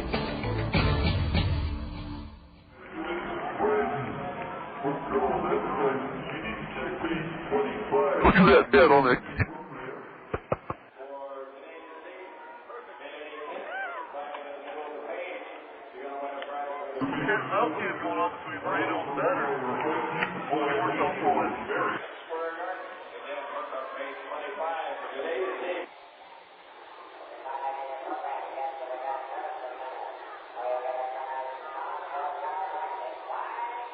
The wait was well worth it for our Culver small fry of the game. We go to the top of the third, 3-0 Kernels. 2-year-old Kai Johnson was taken out to first baseman Matt Pauly, and Kai got the autograph of his favorite Kernel, the Kernel first baseman, as the Culver small fry. Matt Pauly signed 2-year-old Kai Johnson's Culver's cap, and then Mr. Shucks presented our Culver small fry of the game, Kai Johnson, with a gift certificate for a free kids meal at either Culver's Frozen Custard and Butterburger restaurant. A slider is a strike to Jeff Berry. We're underway in the top of the third, and it's 3-0 Kernels. Jeff Berry didn't play yesterday, a right-handed hitter, 208 average. Abel Marino misses high with a fastball. Berry out of the University of Vermont. You can register your daughter or son for their chance to be chosen as the Culver small fry of the game by stopping into either of the Cedar Rapids Culver's Frozen Custard and Butterburger restaurants. One is in Hiawatha, right across from Allen Motor Company. The other in front of the Windsong 12 Theater Complex on the southwest side. No purchase necessary at Culver's frozen custard and butterburger. A slider and a swing and a miss. Now another slider down and away, and Jeff Berry didn't mean to, but he went around, and that's the third strikeout for Abel Marino of the early going. 3-0 Kernels. Top of the third inning. Chris Lubanski, 223 hitter, struck out in the first inning on a payoff pitch. He first pitch swings and lifts one foul onto the lawn section down the left field line. And that's strike one to Chris Lubanski. The Kernels have out hit the Bees 7-1, lead it 3-0. A fastball rides high to Lubanski, 1-1 to Chris. A bouncer to Matt Pauley. He fields it on 2 hops, takes one step to his left for an easy unassisted putout. Chris Lubanski chopped one to the Colonel first baseman for the second out in the B third inning. Angel Sanchez with his 7th hit of the series, his first time up back in the first inning. He bunted his way on. Angel is a 280 hitter, hit 270 for the Bees last year, so Kansas City may have something in Angel Sanchez. He drives one in the air foul into the Papa John's Plaza down the right field line. Those are the aluminum-backed bleachers here at the new Veterans Memorial Stadium. Sanchez, a right-handed hitter. Abel delivers, and a roller to the right side. Scooped by Howie Kendrick, the sidearm flip gets Angel Sanchez, and an easy 1-2-3 inning for the right-hander Abel Marino. Down in order go the Bees in the top of the third inning. As the Kernels come up for the third time this evening, they hold a 3-0 advantage over Burlington. And you're listening to Kernel Baseball on the Zone. Whether you're a serious athlete or a weekend warrior, injuries can take you out of your game. Smart athletes know that Physiotherapy Associates in Cedar Rapids are the experts in the treatment and prevention of sport-related injuries. Our expert staff serves the metro and surrounding area high school athletes. Physiotherapy Associates of Cedar Rapids, the smart choice in sports medicine. Call us at 398-1569. That's 398-1569. We'll get you back in your game today. Greeny and Golick. The great Joe Montana joins us. Philosophically, what is your take on whether or not rookie quarterbacks should be thrown to the wolves immediately? Well, I think the situation, you have to look at each one separately. And in most situations, it's a huge learning curve that comes up. Not only are you learning a new offense, but the defenses you're going to see in the NFL are nowhere near what you just saw in college. So that's the most difficult part for the quarterback, because you can have some great tools, but most of the game for the quarterback is, they say 75% of it is mental, and your preparation and your recognition on the field. So I think it'll be difficult. I think they think that he's going to make a big impact, but up there in New York right away. But it's always good to sit out a little bit, and even for part of that season, to get your feet wet and learn a little bit more and feel more comfortable with that offense. And also with the things that you see out there. Mike and Mike in the Morning on ESPN Radio. Thanks to our good friends at Toyota Financial Services, who for the 6th year are funding and underwriting our renowned Toyota Financial Services Kernel Summer Reading Program. The Kernels were at 3 different elementary schools this morning, encouraging girls and boys to read in the Toyota Financial Services Reading Program. And I'll let you know where we were in a moment. Caleb Maier stands in, and he's ahead 2-0, a couple of pitches down and away from lefty Dusty Hughes. 3-0 Kernels, bottom of the third. Chris Hunter went to Viola Gibson School this morning. Here's a deep drive smacked into right center. I think extra bases for Caleb. What a catch! What a catch by Lubanski! Chris Lubanski went back and into deep right center and to the right of the 403 mark, underneath the Rockwell Collins game link. What a catch by Chris Lubanski. Chris Lubanski took a sure double, if not a triple, away from Caleb Maier. Caleb reached on an error his first time up. We have a defensive change. Annabelle Figueroa has come in for Kila Ka'aihue. Ka'aihue was injured back in the Burlington second inning when he tried to break up a double play. Bobby Mitchell, Anaheim Angel roving outfield and base running instructor, coaching at first, for the Kernels this evening. What a catch by Lubanski. It matched the beautiful catch that Quan Cosby made yesterday in deep right center. Aaron Peel is even on the count 1-1. The right fielder lays off a pitch just low and outside, ball 2. Wow. What a catch by Chris Lubanski in deep right center field. Now a swing and a miss on a high fastball by Aaron Peel.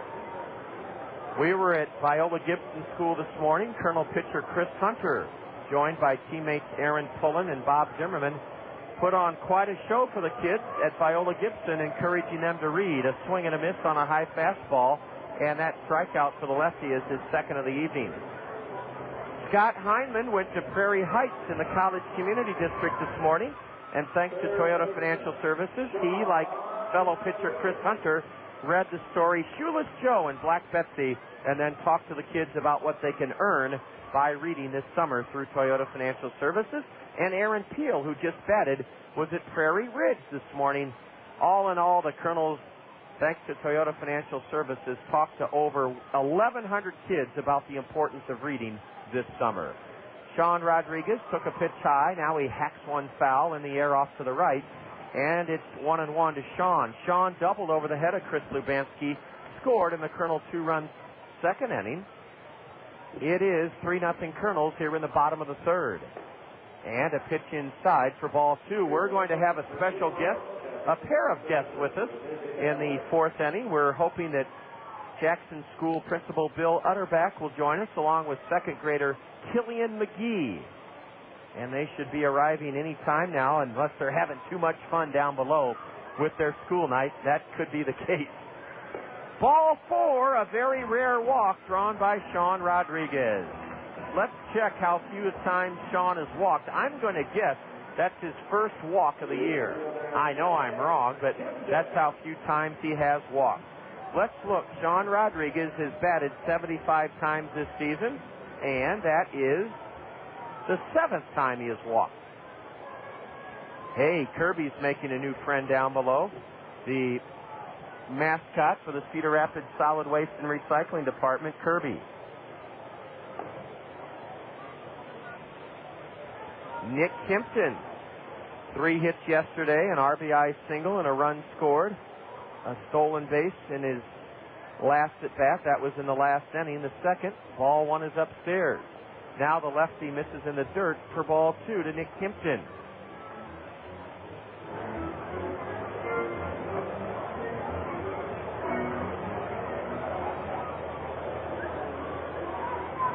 Sean not running. Kempton tips one in the air to second, and it's caught in front of the bag by a busy second baseman. And that man is Mike Gaffney. He's made 3 putouts tonight. Nick Kempton was jammed, and he thumbed one into the air just behind the mound. Rushing in to glove it in front of the bag on the grass at second, Mike Gaffney. In the third, no runs for the Kernels, no hits, a walk, a spectacular catch by Chris Lubanski to rob Caleb Mayer of an extra base hit to start the inning. There were no B errors, and the Kernels strand another. We've left 6 runners in the first 3 frames. After 3, Kernels 3, Burlington nothing. You're listening to Kernel Baseball on the Zone. Toyota Financial Services of Cedar Rapids understands the importance of reading in the lives of our community's children. That's why they're proud to fund the 6th annual Toyota Financial Services Kernel Summer Reading Program. The generous support of Toyota Financial Services will result in Kernels players conducting a record 32 elementary school assemblies this spring to encourage girls and boys to read throughout the summer. Their reading accomplishments will be recognized by Toyota Financial Services with fabulous rewards. Toyota Financial Services, a true hero to the Kernels and the youth of our community. There's a dream that lies in your heart to tell you you're one of a kind. This is your time, just believe.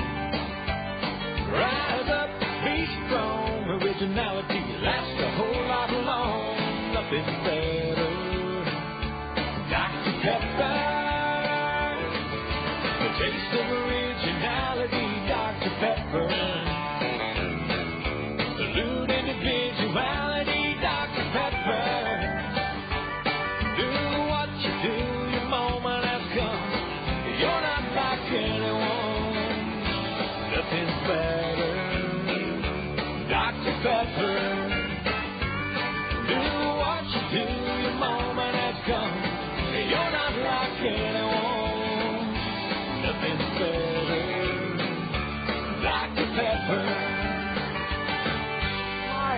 left-handed batter takes a strike, and he turns his back to the plate umpire in disbelief. Strike one to Mitch Maier. Remember, Anibal Figueroa took over at first base in the bottom half of the third, and he took over for Kila Ka'aihue, who was struck by a relay throw as the Kernels tried to turn a double play in the second inning. Ball one inside. Now a fastball is downstairs to Mitch Maier. And he's ahead 2 balls, 1 strike. A change-up, a beauty from the Kernel right-hander, had Mitch Maier way out in front. And that's strike 2 swinging. Figueroa will bat 6th in the B order after taking over at first in the third inning. Swing and a foul as the batter just got a piece of another changeup. And the count remains 2-2 to Mitch Maier.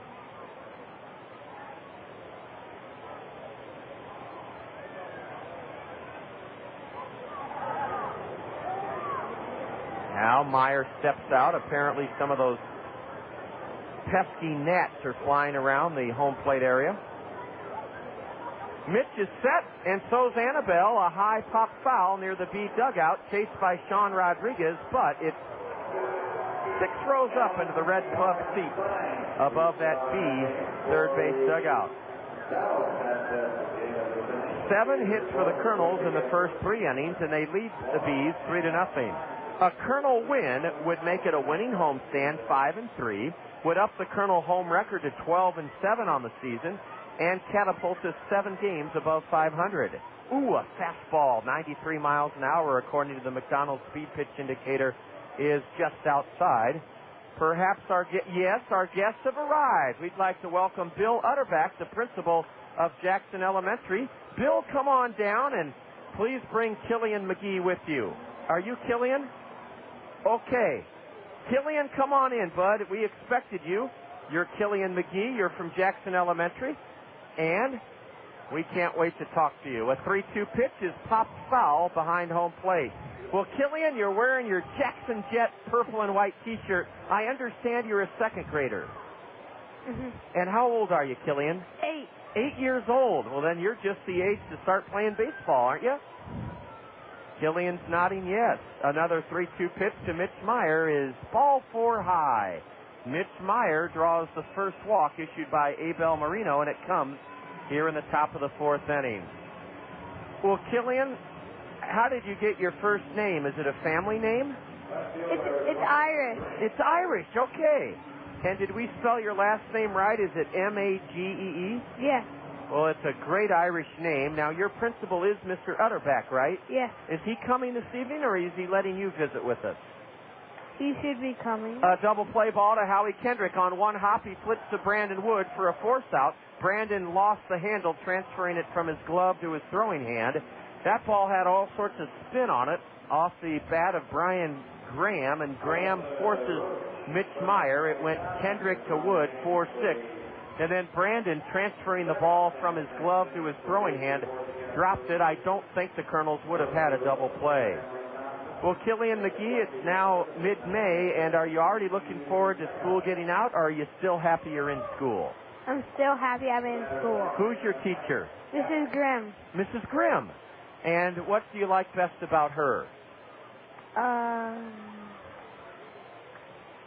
Writing. Writing, okay. She teaches you writing. Like how to write? Cursive or print? Cursive. Oh, boy, Killian, I didn't get to learn cursive till I was in 3rd or 4th grade. Right-handed hitting Mike Gaffney. The runner goes. A ground ball base hit past the first baseman, Matt Pauley, sends Brian Graham into 3rd without a play. A beautiful hit-and-run single by Mike Gaffney as he was jammed, but still fisted it to the right of Matt Pauley into right field, and the Bees threaten to cut into the Kernel 3-0 lead. Their batter is Anibal Figueroa. Anibal Figueroa batting for the first time tonight. Remember, he took over in the bottom of the 3rd inning at first for Kila Ka'aihue, and Anibal Figueroa was 1 for 4 yesterday. He doubled and scored in the B 2-run 6th inning that tied the game at 6. Anibal Figueroa batting 135 on the year with a home run and an RBI. Abel Marino comes right after him, a strike called. First and third, and only one out for the visiting Bees, who are trying to take a chunk out of this Kernel modest 3-0 lead. Figueroa on a slider, looked at it, strike two called, outside corner at the knees. Annabelle can't believe the call by the plate umpire. One homer, one RBI, two doubles, and no triples for Annabelle Figueroa. Right-handed batter out of the Dominican Republic. Well, Killian McGee, do you practice your writing skills on the blackboard or at your desk with a pencil? At my desk with a pencil. Okay, that's the best way to do it. Nothing like learning how to write cursive when you're a second grader. An 0-2 pitch is high. Killian, do you know why the Jackson School is called the Jets? You know what a jet is, don't you? What is it? It's like an airplane with super fast engines. You're right, Killian. That's what a jet is, a Jackson jet. The 1-2. In the dirt, Bobby Wilson prevented a wild pitch. Ball 2 to Annabelle Figueroa. Killian McGee, it looks like you play sports. You have on some wonderfully comfortable basketball or baseball shoes, some royal blue shorts, and your wonderful white and purple Jackson Jet shirt. We'll ask you what sports you like in addition to baseball after this 2-2 pitch to the batter. Annabelle Figueroa. Swing and a miss. A change up and down on strikes goes Figueroa. 2 out now in the B fourth inning. Runners still at the corners for Luis Gonzalez. Gonzalez has not played in this series. In 6 games, Luis hitting .333, no homers, 3 RBIs. Luis Gonzalez has not played in this series.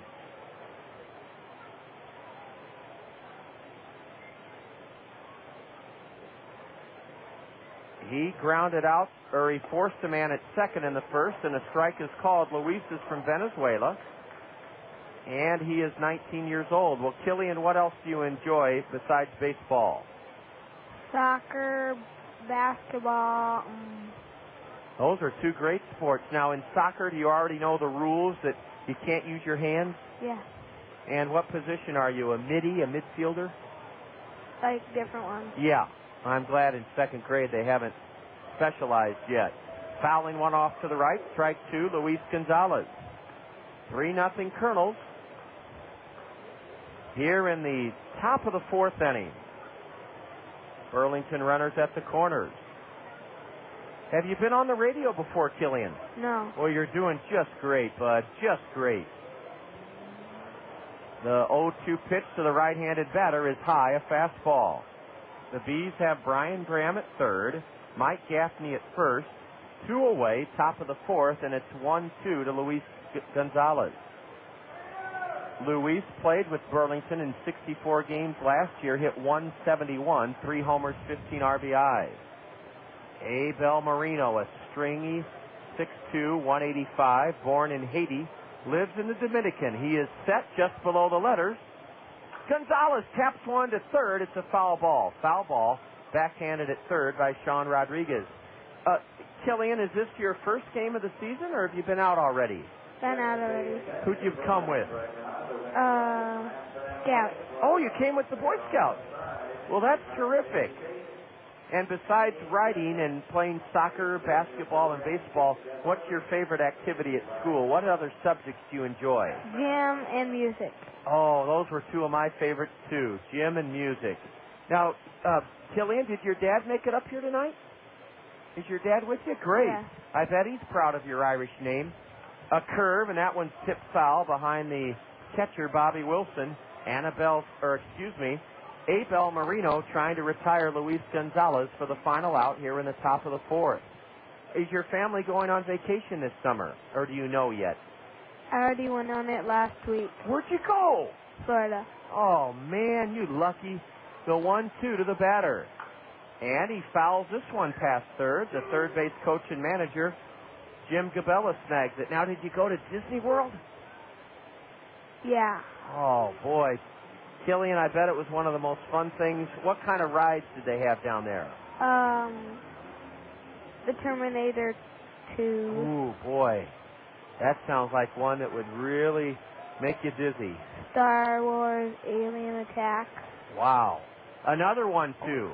And another pitch slap foul at the feet of the batter. Were the lines very long, Killian, or did you move through them pretty quickly? Lines a lot. Killian McGee. A better Irishman I have not met. That is such a neat name, Killian. Are your relatives, do they live in Ireland, or do you know? The 1-2. Swing and a miss, a high fastball. Abel Marino fans Luis Gonzalez, and that ends a Burlington threat here in the fourth inning. No runs for the Bees. A walk, one hit. There were no Kernel errors. Burlington leaves a pair. They've stranded 4. After 3.5, the Kernels on top of the Bees, 3-0. You're tuned to Kernel Baseball on the Zone.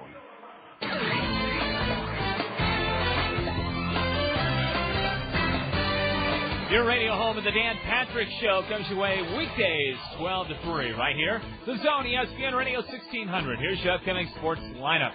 Tuesday, the 11th of May, Kernels hit the road to Beloit, Wisconsin, as they take on the Beloit Snappers in the first of 4. We'll have a 40 beginning with pregame show at 6:10. Wednesday, the 12th, same two teams go at it. Game 2, Kernels at Beloit. Then on Thursday, it's an early one for you. Keep this in mind. 10:40 in the morning on Thursday, Kernels at Beloit at Pullman Field to take on the Snappers. Then the Kernels close out that series on Friday night, 6:10, Kernels at Beloit. Right after that, it's Hawkeye Announced Friday night feature racing from Iowa Superspeedway. Saturday the 15th weekend gets started with Hy-Vee Coach's Corner. That comes your way from 9 until 10. And then the Kernels go to Wisconsin to face the Timber Rattlers. 6:10 Saturday nights right here on the Zone. At Zimmerman's, we believe that the voice of the customer speaks the loudest. Let's hear what our customers have to say. We chose Zimmerman because our family has been buying cars. I guess we're probably the third generation to buy cars here at Zimmerman's. My family's bought 18 cars at Zimmerman's. 18. I ought to get a little bonus or something, wouldn't I? We build our reputation on one satisfied customer at a time. On behalf of everyone at Zimmerman's, I want to thank you for your business. The Kernels bat in the home half of the fourth inning, 3-0 in favor of the Kernels. Top of the order to face 5'9" lefty Dusty Hughes. Dusty went to Delta State University in Cleveland, Mississippi. Our Director of Technology and Graphics, Andy Pantini, has been down to that part of the South. I've never been. Well, I've been to Jackson, Mississippi for a Division II cross-country championship meet back in the mid-'80s, but I've never been in the Deep South for any extended period of time. Quan cuts on a slider and tips it foul into the mid of the catcher, Luis Gonzalez, and Cosby steps out. Quan is singled, stole second, been picked off of second, and he's walked. He swings so hard and fouls one so hard it knocks the mask right off of Gonzalez. Luis is fine. 0-2 to Quan Cosby.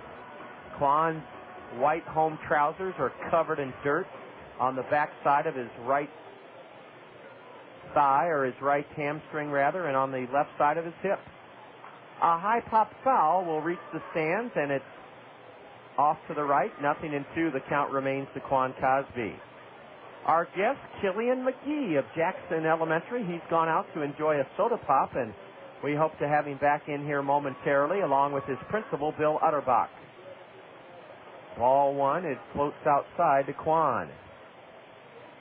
A very light slate of games in the major leagues. We'll keep you abreast of all the action in the Midwest League as well. State Farm Major League Scoreboard brought to you by State Farm Insurance agents Lanny Peterson, Al Shetler, Dale Thompson, and Gary Schubat. We'll check it here in this Kernel fourth inning. The 2-2 to Cosby. Swing and a miss, a high fastball, and that is the third strikeout for the lefty Hughes, and it's the first time that the Bees have kept Quan off base tonight. In the National League on the State Farm Major League Scoreboard, just one game, and it'll be the Mets and Diamondbacks in Phoenix. Just 2 games in the American League. Cleveland at Fenway Park on top of the Red Sox 6-4, bottom of the fourth. In the bottom of the second at Kauffman Stadium, the parent club of this Burlington squad, the Kansas City Royals, they're trailing Toronto 6-0. Bill Utterbach is here. Killian, let's say goodbye to you and hello to your teacher. Bill, thank you. We had a good chat with Killian McGee. Yes. And he was quite a treasure. He told us he's learning how to write cursive in Mrs. Grimm's class. Here's a high fly ball off the batter's fist into shallow right, and Howie Kendrick is retired on a fly to right. 2 away here in the 4th inning. Mrs. Grimm must be quite a teacher, Bill. Oh, yes. We've got a real strong staff at Jackson. I see you brought out a huge representation. Everybody that I've seen has been wearing the purple and turquoise of the Jackson Jets. You betcha. There's about 250, 260 people here tonight. Bill, that's phenomenal for a couple of reasons. One, it's your first year with us. A strike on the outside corner. You and I met, in early March, and we kind of took you through the steps, and you said, you know what? We want to do this. Mm-hmm. And you've done it, Bill. 260 plus from Jackson. Now a fly ball down the third base side. It'll be caught on the warning track material. A good running catch by the third baseman Mitch Maier in foul ground. And now we see the Dusty Hughes, who is 3-2 with a 0.28 ERA. Matt Pauley fouls to third. He was jammed. Down in order go the Kernels for the first time tonight. We're going to enjoy a chat during the 5th inning with Principal Bill Utterback of Jackson Elementary. Stay tuned for that. As we head to the 5th, the Kernels lead Burlington 3-0, and you're listening to Kernel Baseball on the Zone. Hey, man, what's up? Just getting ready to kick your butt. Right. And mess up your hair? You just wish you could look this good. Boo! Nothing but that. Hey, I'm a busy guy. I don't have time to make my hair look as good as yours. I mean, who has time to schedule an appointment, let alone show up for it? Not me. I just go to Cost Cutters. I can get in whenever it's convenient for me. Nice shot. Yeah. So you're telling me you just walk into Cost Cutters and come out looking good? Well, for some of us, that comes naturally. But Cost Cutters makes it easier. They can do anything you want. A cool cut, even some color, and get some of that styling gel stuff to keep you looking good. Like me. Oh, so that's why your hair never moves. Oh, you're funny. Cost Cutters. Thanks, man. This will save me some time. Great. Then you'll have time to work on your game. Oh, yeah, that's funny. Are you a busy guy? Save yourself time and walk into one of our area's 12 Cost Cutters whenever it's convenient for you. Then relax, because Cost Cutters will make things easy and affordable for you. Cost Cutters. Live your life. We always have time for your hair. When it comes to fun in the new Veterans Memorial Stadium, nothing compares to the Westdale Mall Mix 96.5 FM Home Run Hot Tub. As you bask in the soothing comfort of the Westdale Mall Mix 96.5 FM Home Run Hot Tub, you'll be taking in the action from a breathtaking perch just above the left field wall. Register for your chance to be drawn as the winner of the Westdale Mall Mix 96.5 FM Home Run Hot Tub by visiting Westdale Mall. Over 260 from Jackson Elementary School. And Bill, one of the neat things about Jackson is it's tucked into a very quiet, safe residential area. Could you describe to our listeners where you are in the quadrant and where you are neighborhood-wise? Yeah, we're in northwest Cedar Rapids, just off of Edgewood Road. I think there's a lot of people in Cedar Rapids that really don't know where we're at. I'm glad you described it. Everybody knows where Edgewood Road is, but you're on the northwest side, and here's a high pop foul onto the grandstand roof. Strike one to Brian McFall. The evolution of Viola Gibson School really helped you because you were overflowing with enrollment, weren't you, Bill?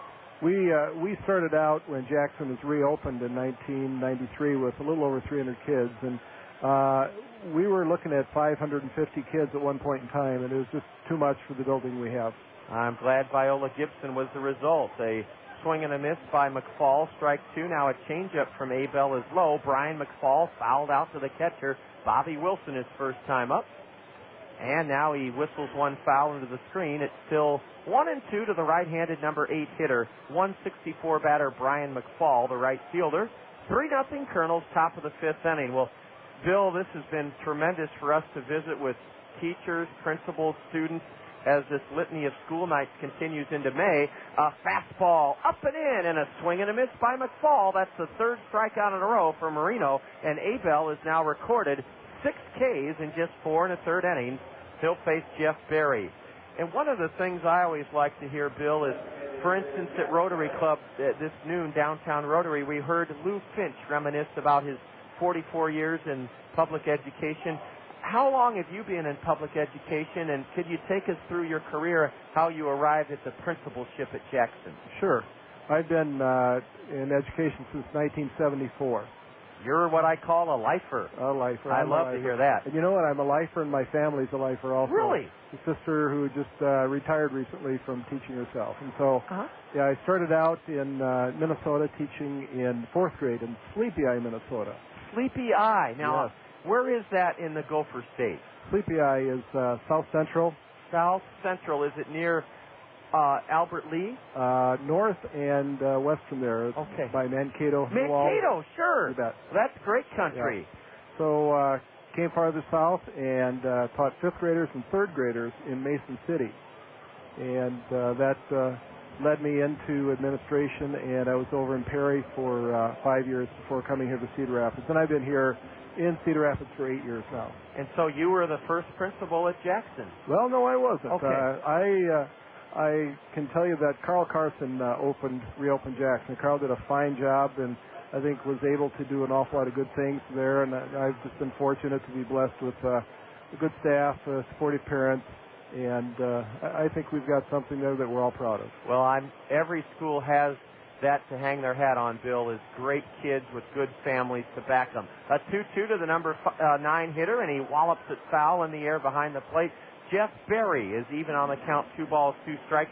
He is one of 6 B hitters that have fallen by the wayside by strikeouts from Abel Marino. Abel, in fact, has fanned 3 Bs in a row. He's pitching here in the top of the 5th inning with the Kernels ahead, 3-0.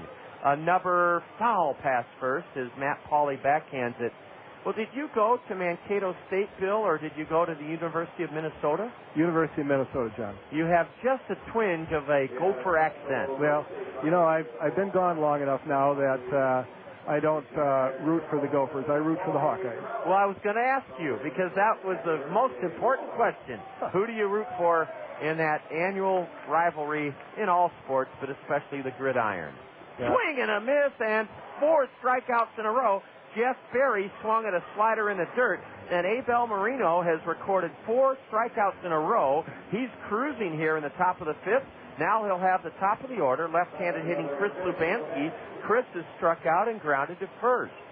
By your era, Bill Utterback, you must have been at the U, as they call the University of Minnesota, sometime around when Davey Winfield was there. Oh, yeah. Dave Winfield, I remember him playing baseball, played basketball when there's a few Gophers got themselves into trouble. Yes, I remember that fight with Ohio State. Right, with Luke Whitty, years and years ago.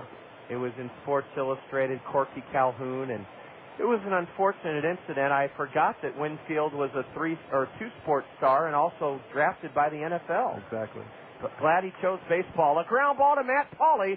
Pauley waves off Abel, and the first baseman has his second unassisted putout of Chris Lubanski, and Abel Marino has recorded his second 1-2-3 inning in 5 frames this evening. We're going to wrap things up with the Jackson School Elementary principal, Bill Utterback. We're going to make sure he has plenty of time to spend with his staff and parents and kids and teachers, but we're going to keep him for the bottom of the 5th inning. Fair enough, Bill? That sounds good to me. All right. We'll be back with Jackson's principal, Bill Utterback, as we go to the bottom of the 5th. The Kernels on top of Burlington, 3-0, and you're tuned to Kernel Baseball on the Zone. Look around you. Everyone's different. Some of us are tall, many of us are short. If you think about it, there are many important differences among people. That's what makes us all individuals. Insurance needs are individual, too. Talk to your Pekin Insurance Agency, Sheets Forest Draper Insurance in Marion, about the proper insurance coverages for your individual needs. See Scott Draper at Sheets Forest Draper in Marion about insurance for your home, auto, life, health, or business. You can depend on your hometown professionals with Pekin Insurance. Hi, this is Dave Town with Five Seasons Transportation and Parking. Do you ever wonder if it's safe to send your child on the bus? It is, and here's a few reasons why. All the buses in Cedar Rapids are equipped with security cameras, so the drivers always know what's happening behind them. The buses also have global positioning systems, or GPS, which means they can be tracked at any time by satellite. Does that surprise you? It shouldn't. Five Seasons Transportation takes safety very seriously, and we've taken many steps to make sure your child will have a safe, easy ride every time they take the bus. Even when your child isn't on the bus, Five Seasons Transportation is helping keep them safe by using pollution-free biodiesel and alcohol fuels, Iowa products that help keep the air clean. And if your child is ever in trouble, they can always flag down a bus for help. I'm Dave Town, and I like to think of the bus as a traveling safety cocoon, motoring along Cedar Rapids streets. And keep in mind, if the bus is that safe and easy for your child, maybe you should think about riding the bus to work. Affordable, convenient, and safe. That's the bus. Ride it.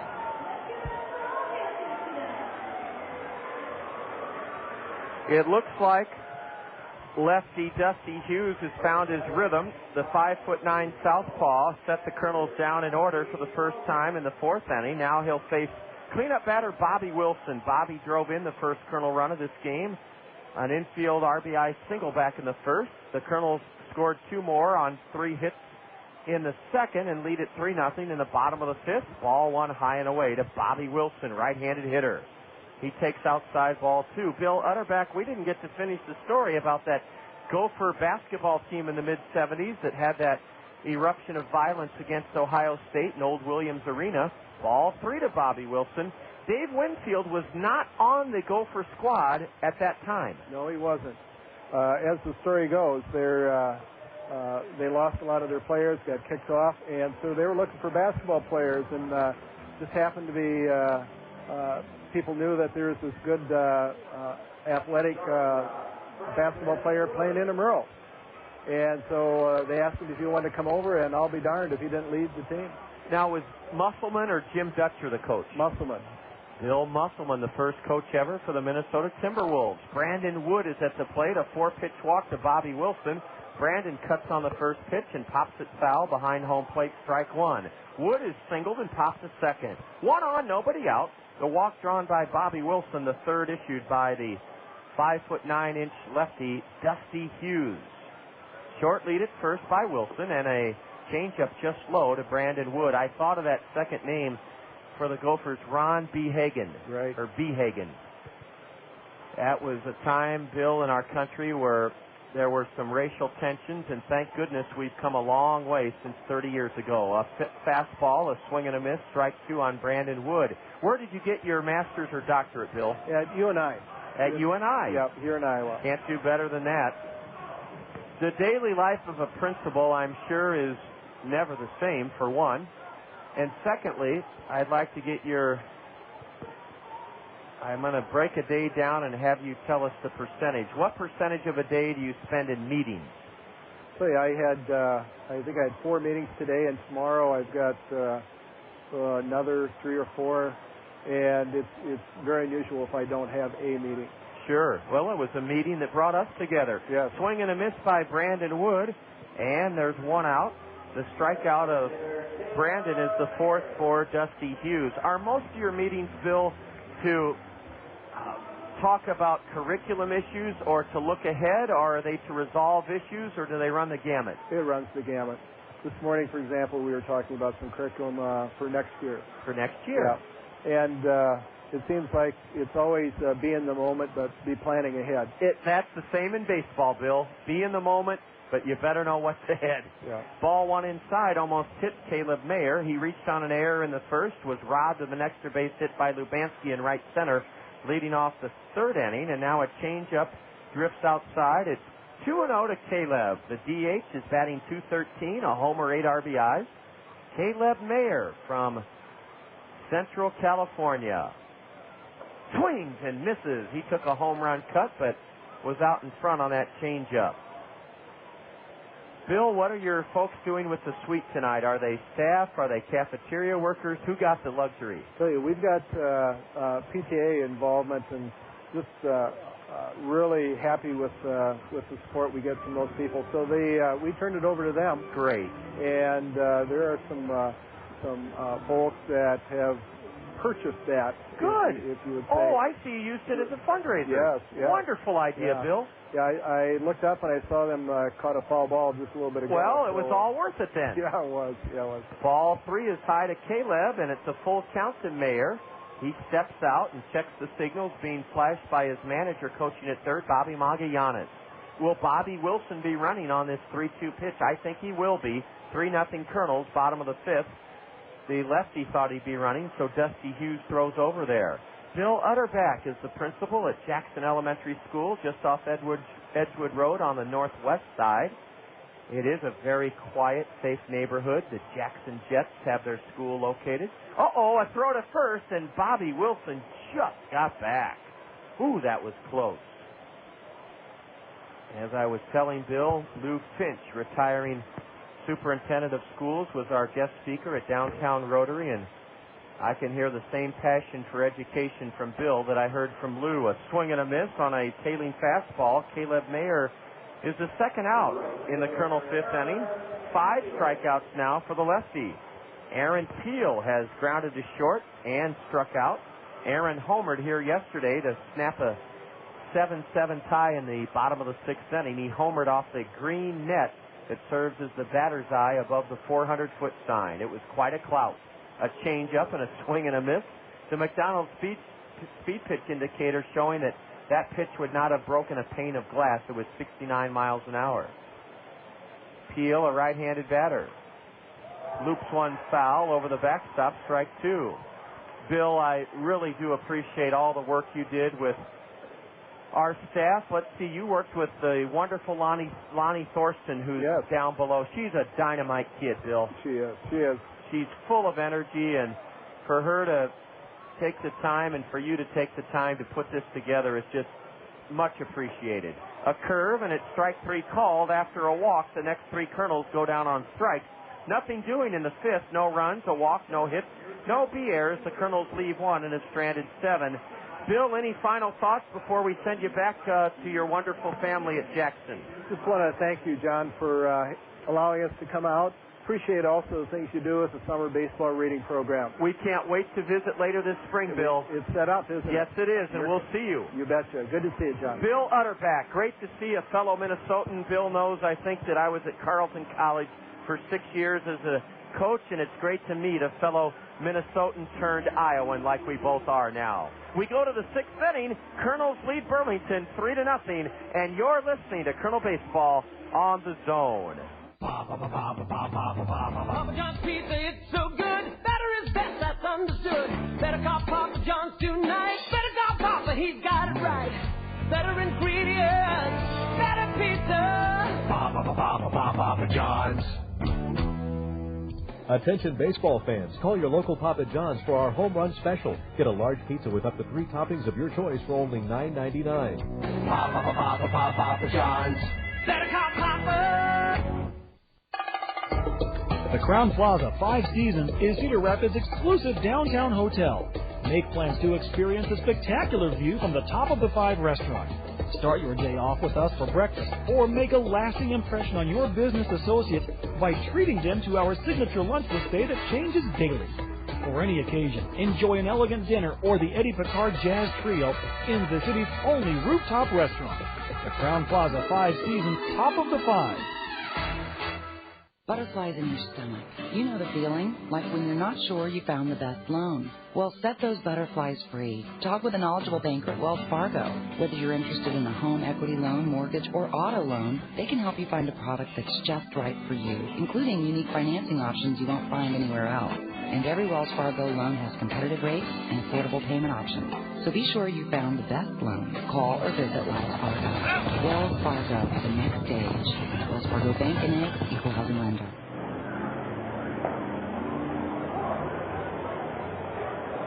Abel Marino fires a strike at the letters to Angel Sanchez. We're in the top of the 6th inning.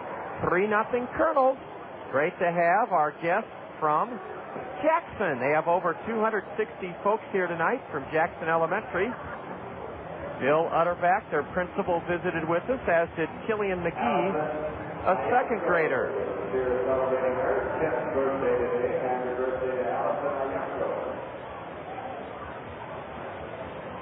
Now time is called as the Bees want to look at the baseball, and the manager, Jim Gabella, coming down the 3rd baseline. I don't know if they suspect a foreign substance on the ball or if Abel was scuffing it, but that issue has been resolved, and we're back to action. The 2-1 to the right-handed batter is whistled foul. And strike two. A ball was called on Abel Marino because he went to his mouth on the mound. So the count is 2 balls, 2 strikes to Angel Sanchez. 7 for 15 in the series.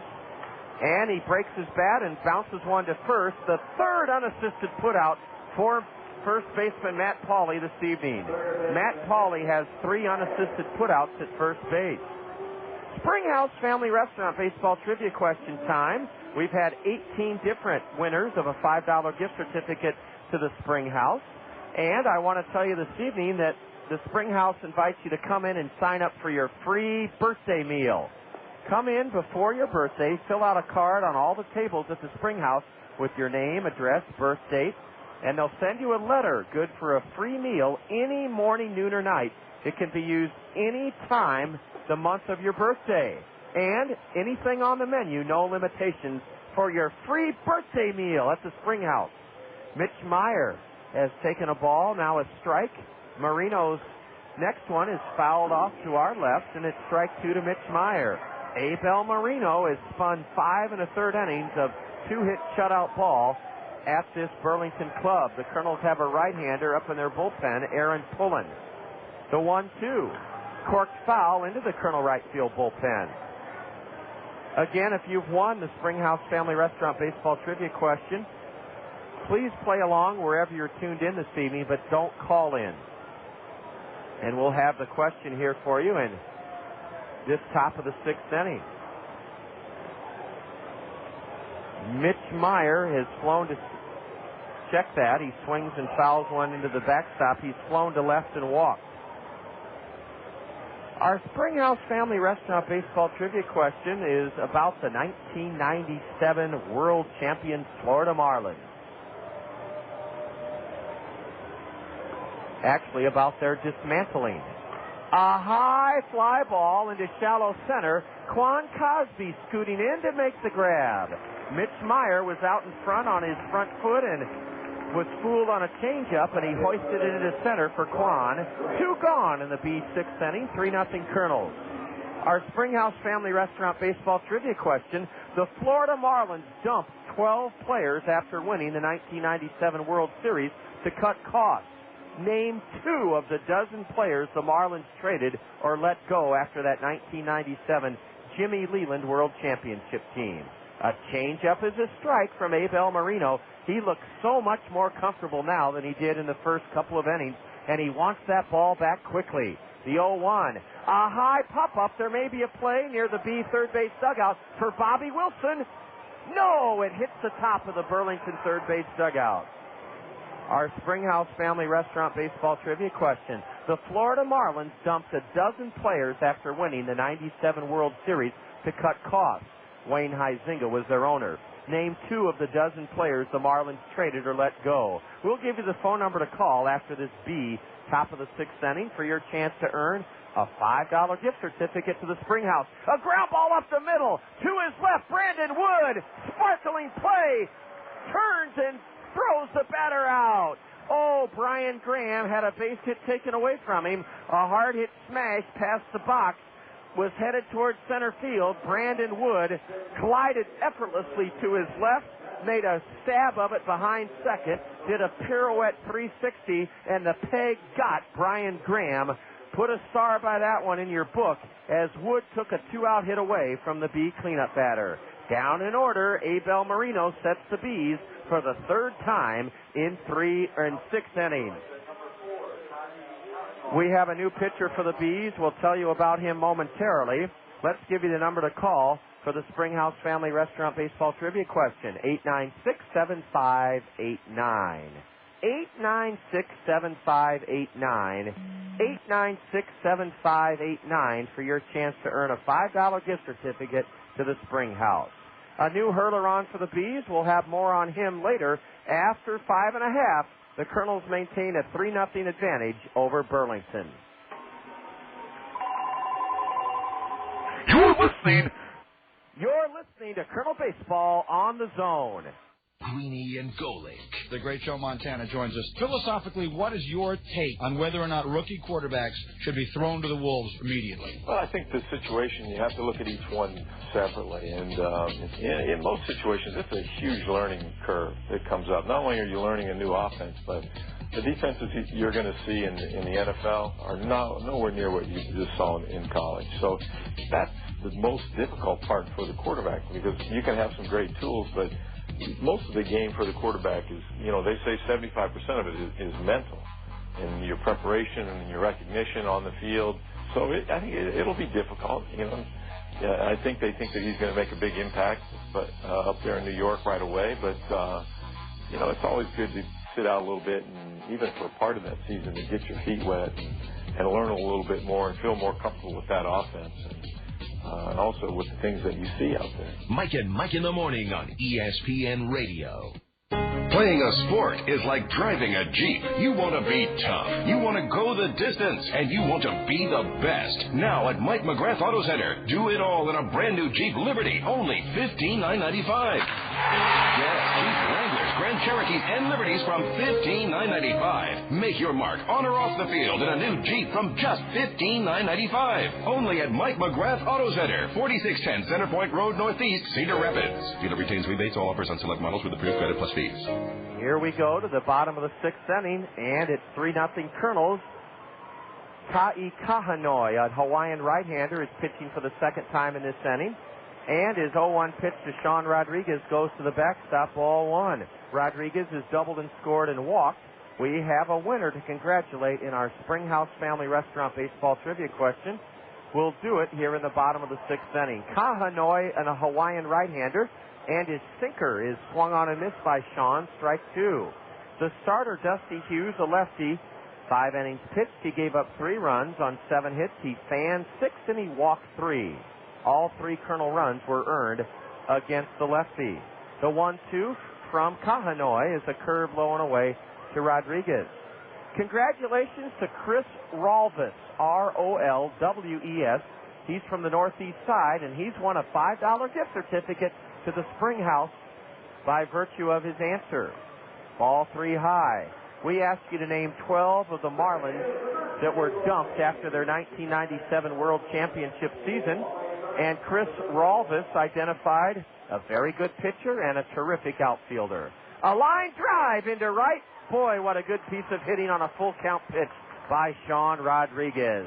Sean reaches for the 3rd time in a row, and the Kernels have their first hit since a 2-out single in the second, or a 1-out single in the second by Matt Pauley. Yes, among the 12 players that the Marlins dumped after winning the 97 World Series with Jimmy Leland were pitcher Al Leiter, a lefty, and Moises Alou. Chris Rolves knew that.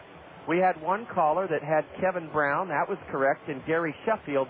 Gary stayed with the team in 1998, but a very good guess by our first caller. We'll name the other great players that were dumped by Wayne Huizinga, but you can't fault him. The Marlins came back and won the World Series last year. A pitch low, ball one to Nick Kempton. Listen to this great squad of guys who were let go by the Marlins after they won the championship in 97.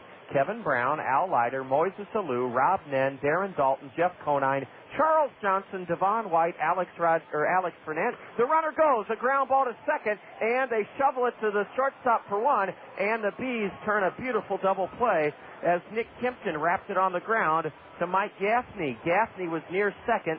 He shoveled it underhand to Angel Sanchez, and it went 4-6-3 to wipe out the leadoff single by Rodriguez.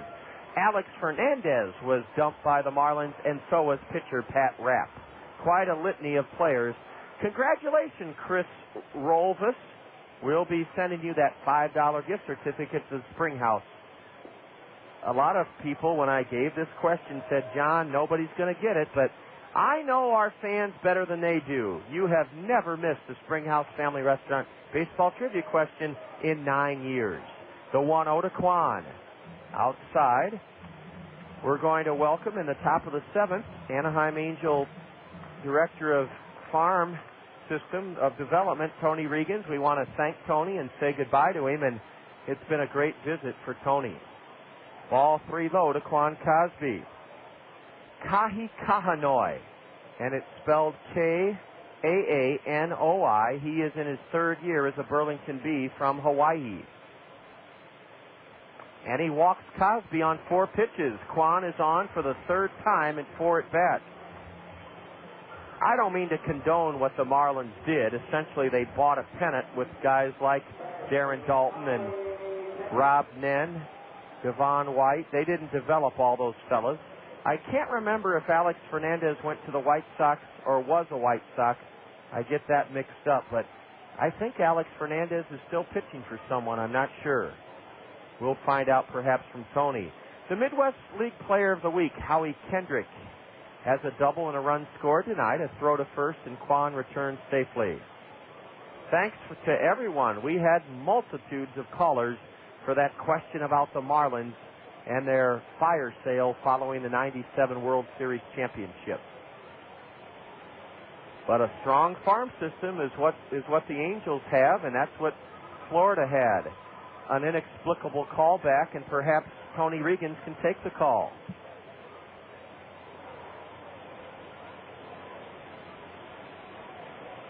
Oh, okay. It was another question, or another answer for the trivia question, wasn't it? Ball 1 is high to Howie. A snap throw to first, and Quan returns safely. Ka'aihue, as we told you earlier, worked in the first game of this series. He gave up a run to the Kernels in the 9th inning, and that's when the Bees lifted him and brought in their closer, Dusty Hughes.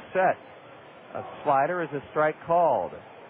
Kila Ka'aihue, K-A-H-I, his first name, K-A-A-N-O-I, his last name.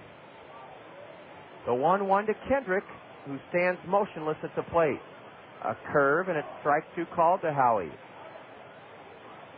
Kendrick was batting .232 a week ago, and entering tonight's game, he was batting .313 with 7 straight multi-hit games. The runner goes, a ground ball to first, knocked down by Anibal Figueroa. He tags first to end the inning. The Kernels were playing hit and run, and Howie hit it to the right spot, the right side of the infield, but it was fielded by Figueroa to end the inning. A talk and farewell to Tony Reagans coming ahead in the 6th inning. No runs for the Kernels. 1 hit. The Bees turn a double play, a walk. There were no Burlington errors. The Kernels leave a runner and have stranded 8. We'll tell you about the marvelous performance of Abel Marino. He's being lifted after 6 innings. Aaron Pullen has come on. After 6, the score remains 3-0 Kernels. You're listening to Kernel Baseball on the Zone. Toyota Financial Services of Cedar Rapids understands the importance of reading in the lives of our community's children. That's why they're proud to fund the 6th annual Toyota Financial Services Kernel Summer Reading Program. The generous support of Toyota Financial Services will result in Kernel players conducting a record 32 elementary school assemblies this spring to encourage girls and boys to read throughout the summer. Their reading accomplishments will be recognized by Toyota Financial Services with fabulous rewards. Toyota Financial Services, a true hero to the Kernels and the youth of our community. The doctors, the nurses, the thermometers, the blood pressure cuffs, the cotton swabs, yes, even the waiting room magazines. Everything at Mercy Care North is moving. The new location will be the Mercy Health Plaza on Council Street Northeast between Collins Road and Blair's Ferry Road. Our last day at the old Mercy Care North location will be September 10th. So beginning at 7:30 a.m. on Friday, September 12th, we'll be treating everyday illnesses and minor injuries in our new facility on Council Street. Patients will experience new technology, a new on-site pharmacy, and best of all, easier access and parking. Remember, on September 12th, Mercy Care North is moving to the new Mercy Health Plaza on Council Street Northeast. We know in your busy life, needing a doctor never comes at a good time. But when you do, we're making it easier and more convenient for you. That's real life. That's the Mercy Touch. Here we go to the top of the 7th, and Aaron Pullen in relief of the starter, Abel Marino, has winged in a strike on the outside edge to Mike Gaffney, now a curve low. The final impressive line on the Colonel 20-year-old 10-game winner at Provo last year. Abel Marino will have it in a moment. A curve is lofted into foul ground. Matt Pauley's been very busy at first base. This one drifts into the first row of the premier seats behind the Colonel dugout. Abel Marino, 6 innings pitched, no runs, 2 hits, 7 strikeouts, 1 walk. Tony Regans, he couldn't wait to get that ball back from Bobby Wilson. He was really in a groove, wasn't he? He was. He was aggressive tonight, and his changeup looked like it was on. He did a tremendous job for the Colonel. The 1-2 to the right-handed batter, Mike Gaffney from Pullen. Look out, it went behind him, and no harm done.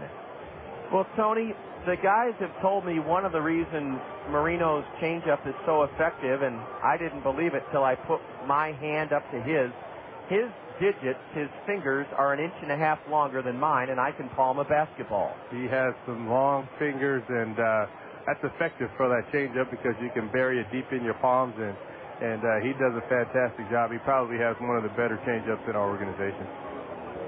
Wonderful changeup. A swing and a foul by Gaffney. Aaron Pullen has answered a U.S. Cellular call to the Colonel bullpen. His 2-2. High and away, ball 3. Well, Tony is going to be heading out to Mesa, right, Tony? That's right. We'll see the young kids that are expected to be future Colonels at some point here the next week or so. A foul into the screen, and the count is full. And I understand from the guys on the team this year that started in Arizona the last year or two that those games are played largely at 1 o'clock, and you get used to the heat. Yeah, the heat there it's pretty difficult. It's 100 degrees pretty early in the morning, and 100 degrees pretty late at night. And what you do in between is pretty tough. So, the kids really want to get out of there. And you know, Tony, there's something you just said for being able to play in warm, dry weather, but there is also the aspect that you want those kids to be as hungry as they can be. That's true, and that's part of development, to be able to weather those type of weather conditions. Some pitchers are comfortable in the warm weather. A ground ball to second, bobbled by Howie Kendrick, and he recovers. What a play by Howie. The ball scooted up his left arm, and he grabbed it with his right throwing hand in midair and swung it to retire Mike Gaffney. It went 4-3. Tony, what were you saying about young pitchers working in the heat? Some young pitchers, they like to work in the heat, but then when they come to Cedar Rapids or in Salt Lake City or Provo, it's a little cooler up there, so they have to be able to adjust. Adjust is the word I hear most often in professional baseball. A strike is called to Figueroa. Annabelle came on for the first baseman Kila Ka'aihue back in the 3rd inning. Batted in the 4th and struck out against Abel. Ball 1 is low from Aaron Pullen. Aaron's record is a sterling 3-1. This is his 10th appearance out of the Colonel bullpen. He last worked Wednesday against Fort Wayne. So he's well rested. Slapping a pitch into the screen, foul for strike 2 is Figueroa. What a performance by the starter, Abel Marino. A chopper foul outside third. Well, Tony, you've been here long enough, 4 or 5 days, and I hope you came away with some good impressions and with some evaluation. I did, and what I was most encouraged about is I had a chance to sit down with Bobby Magallanes, and things are going well, and the kids are playing hard, and that's what we want to implement here. Right, 3 called as Aaron Pullen painted the outside corner to Figueroa. 3-0 Kernels here in the top of the 7th, and you know, Tony, it seems so elemental, but it's like saying keep your eye on the ball. If you play hard, you're going to come out of any tailspin you go into if you play hard. You're going to put pressure on the defense. You're going to set a standard in the dugout and clubhouse that's what is expected. That's absolutely right, and the key, it starts with the manager. He sets the tone, and he's done a tremendous job. And I think that this club, the bats are starting to heat up now, and you should see an exciting club the rest of the way. Tony, we've already been duly impressed in the first 30 games. A record of 18-12. A sharp breaking pitch from Pullen is a strike. This is a smart kid, Tony. He wants to go to law school. Aaron Pullen. Aaron's done a tremendous job in Provo, and now he's coming to Cedar Rapids and pitching well. And intelligence is very important because the mental side of baseball is almost, if not as important as the physical side. There have been many books written on it. Yogi Berra put it best. The 1-2 to the batter. Slap foul into the screen. I think he said something like 90% of this game is mental and the other 10% is from your brain or something like that. It was a Yogiism. A curve, and it's inside. I think you have that partially right, JR. Yeah, that's the story of my life, Tony. Partially right. Outfield straight away for Luis Gonzalez, the Venezuelan catcher.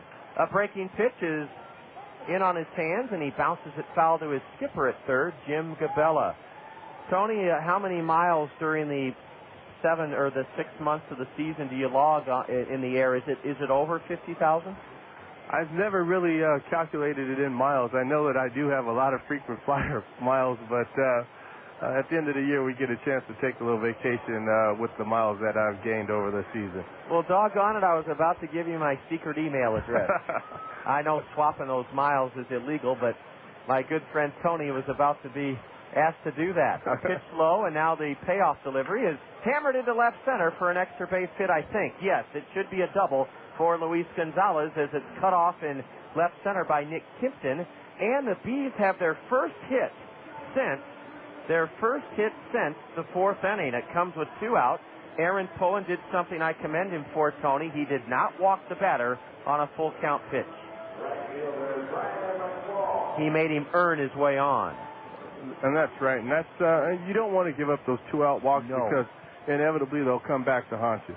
Oh, that's what Jim Bennett, Eric Bennett, the Kernel pitching coach, has preached. He even had a T-shirt made with that on it last year, and the Kernels have cut down on their walks under Eric Bennett's fine teaching. A curve is a strike to Brian McFall. McFall is fouled to the catcher, Bobby Wilson, and struck out. 2 out, top of the 7th, 3-0 Kernels. Aaron fires and a foul to the base of the backstop. It ricochets all the way back to the hill. Tony, did you see the unusual call by one of the umpires? They ruled a ball on Abel Marino. They caught him going to his fingers with his tongue. I didn't. I was actually speaking with Wally Krause when that took place. But I guess that Abel went to his mouth while he was on the mound and was subsequently called with a ball. A pitch in the dirt, and Bobby Wilson sees it trickle just outside the dirt batting circle. Holding at second is Luis Gonzalez. Tony, we have so many kids that have helped us as interns each year, and they go on to, well, one of them's working for the Los Angeles Dodgers. I know that's a name we shouldn't mention in this booth, but you guys own Southern California now, not the Dodgers. A pitch in on the batter, and it's a breaking ball. It hit him in the tricep. Brian McFall is hit, and now the tying run will bat Jeff Berry with 2 out here in the top of the 7th. What words of encouragement would you have for, say, an intern with the Kernels? Well, I think what's important is to stay with it. If this is the line of business that you want to get into, stay with it. There's a lot of opportunity in this game. You can make a good living for your family, but don't get discouraged. Stay with it and let the chips fall where they may. But the thing that you can do is effort. Give 100% all the time, and things will work out for you. You had some background in public relations and marketing originally, didn't you, Tony? I did. What I did is I just wanted to be a part of the game. I wanted to stay in the game, and that was the way for me to stay in the game and just kind of persevere through that, and opportunities came my way, and I'm fortunate enough to have the opportunity that I have today. Tony, you worked as an intern with the old California Angels, and now you are the director of their entire minor league system, and this is your 4th season, isn't it? 4th season as the minor league director and the 13th in the organization. My goodness. That's some record of longevity and service. Right-handed hitter Jeff Berry takes a pull and pitch low. Aaron got the first 2 in this 7th inning. A ground out to second. A strikeout looking of Anibal Figueroa, but then Luis Gonzalez on a 3-2 pitch drilled a double into left center, and Brian McFall walked. Or was hit by a pitch, excuse me.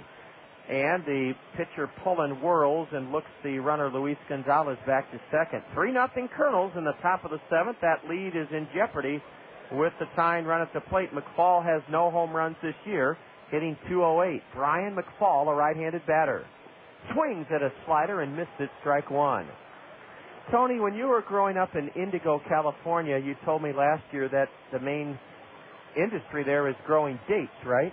Yeah, it's what's billed as the date capital of the world. And every year in February we have what's called the Date Festival, and the whole town basically shuts down for that event. And it was a fun time for us growing up.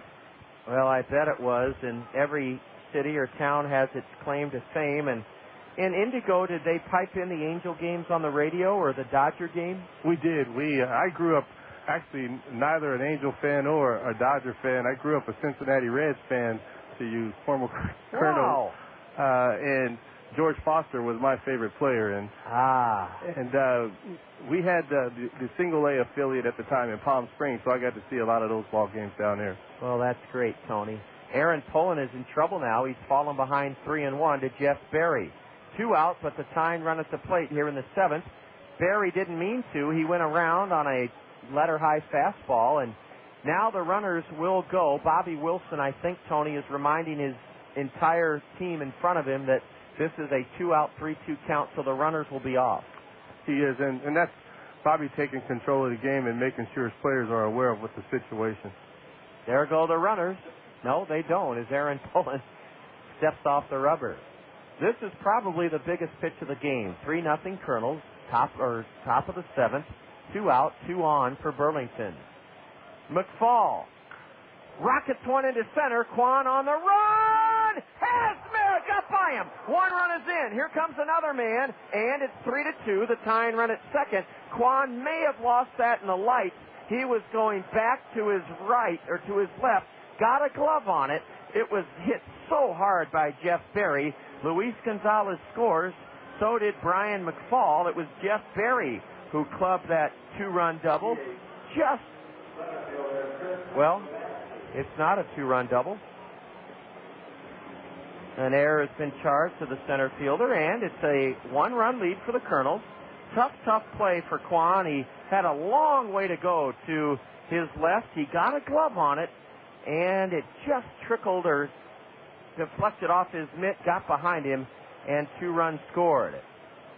Now here's a drive into deep right, and Aaron Peel drifts back and has it. Aaron, the toughest ball is the one hit right at you on a line. Aaron froze, broke in, and then went back, and the Bees came within a whisker of tying this game as Lubanski roped one to right, and that was caught by the right fielder, Aaron Peel. A terrific play by Aaron to save the game for now. In the 7th inning, 2 runs for the Bees on 1 hit, a hit batter, 1 Kernel error, and Burlington leaves 1. They've stranded 5.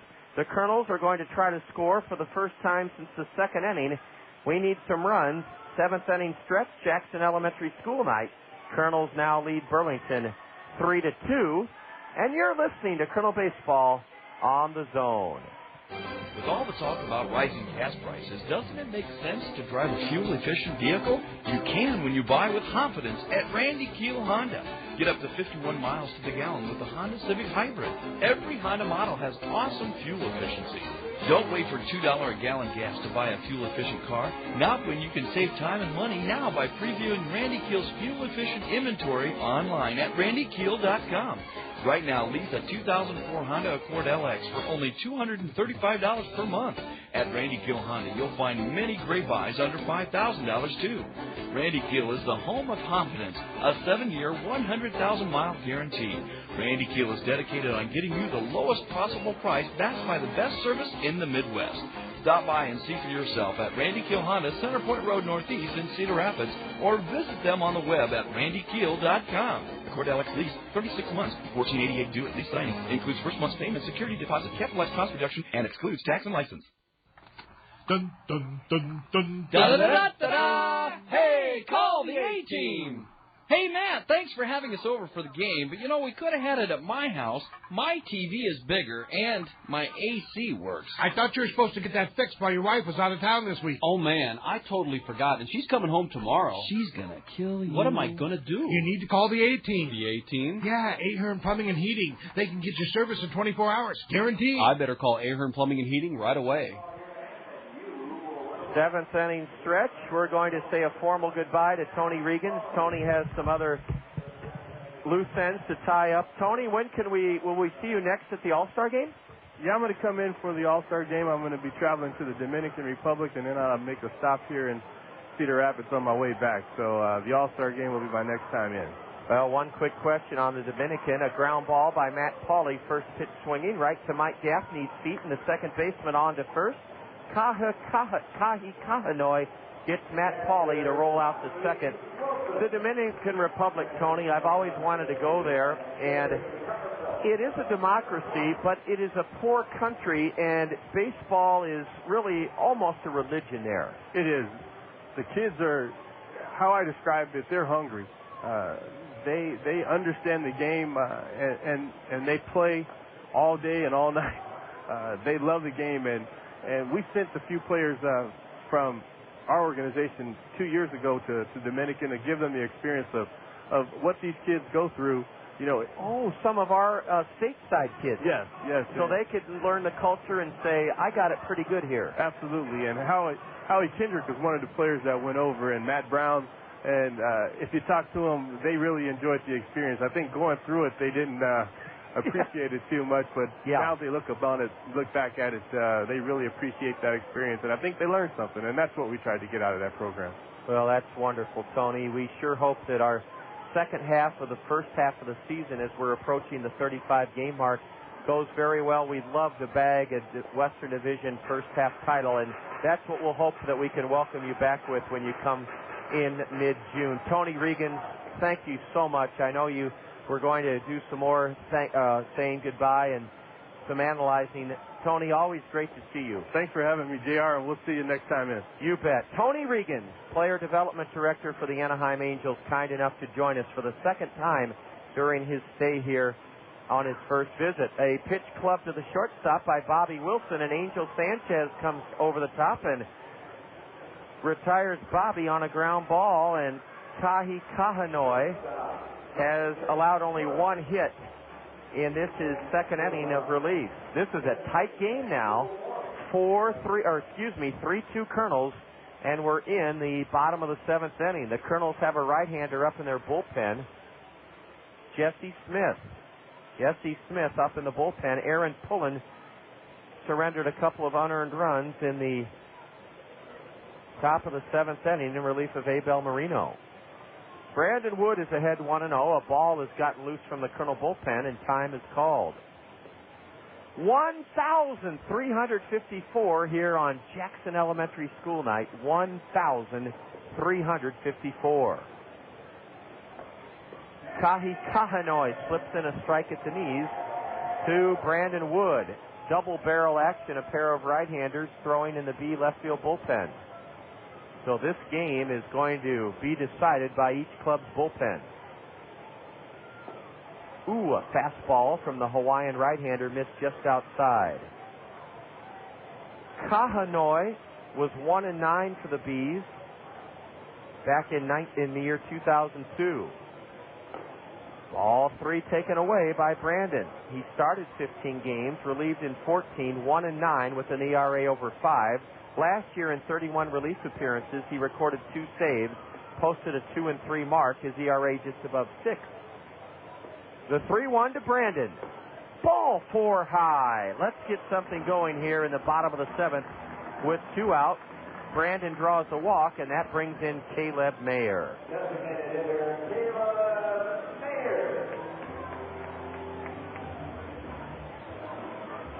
Caleb was robbed of an extra base hit leading off the third inning. Reached on an error in the first, had a double at least taken away from him by Chris Lubanski in center in the third, struck out in the fifth. He's facing Ka'aihue for the first time.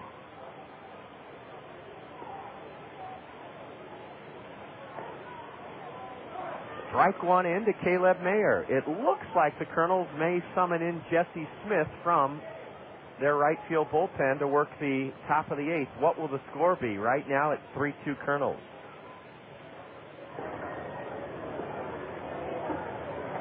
A throw to first, and Brandon Wood back head first. The Kernels have not scored since they scored 2 in the second inning. We had 1 in the first inning. The Bees waited until the top of the 7th inning to score 2 unearned runs. Strike 2 called to Caleb.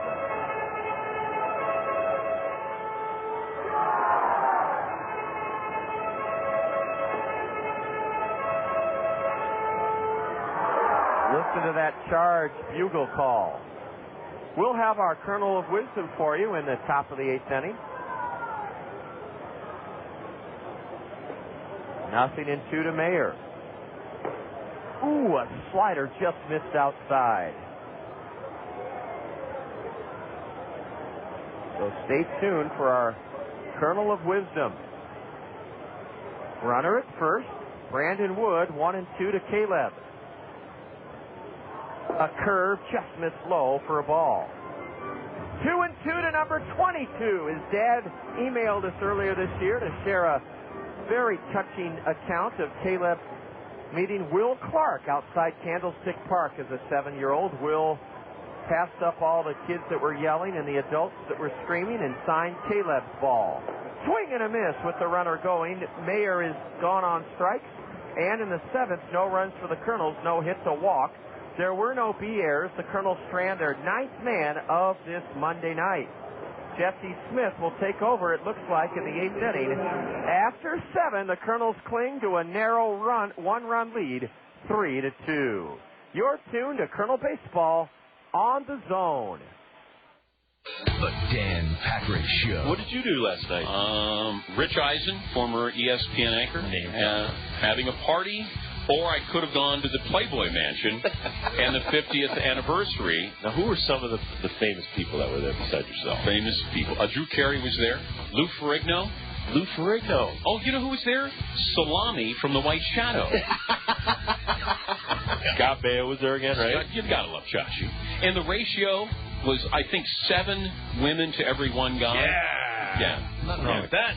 I did meet the triplets, who are from Minnesota. All right. Yeah, now that's a 3-peat. That'd be the trifecta. That's the triple crown right there. But you not only see the modern-day Playboy women, you saw, Mimi Van Buren was there. Was she like the 50th anniversary Playmate? I think she was there in like 53 or something like that. She looked like she was there in 53, 1953. The Dan Patrick Show, weekdays on ESPN Radio. As a child, I spent a lot of time at the big office building, just reading books. My mom insisted I stay in the highway on-ramp to finish my education. So she dropped me off at the office building before going to her second job. She didn't want me working at vacant lot like my dad. When we lose a historic place, we lose a part of who we are. To learn how you can help protect places in your community, visit nationaltrust.org. History is in our hands. A message brought to you by the National Trust for Historic Preservation and the Ad Council.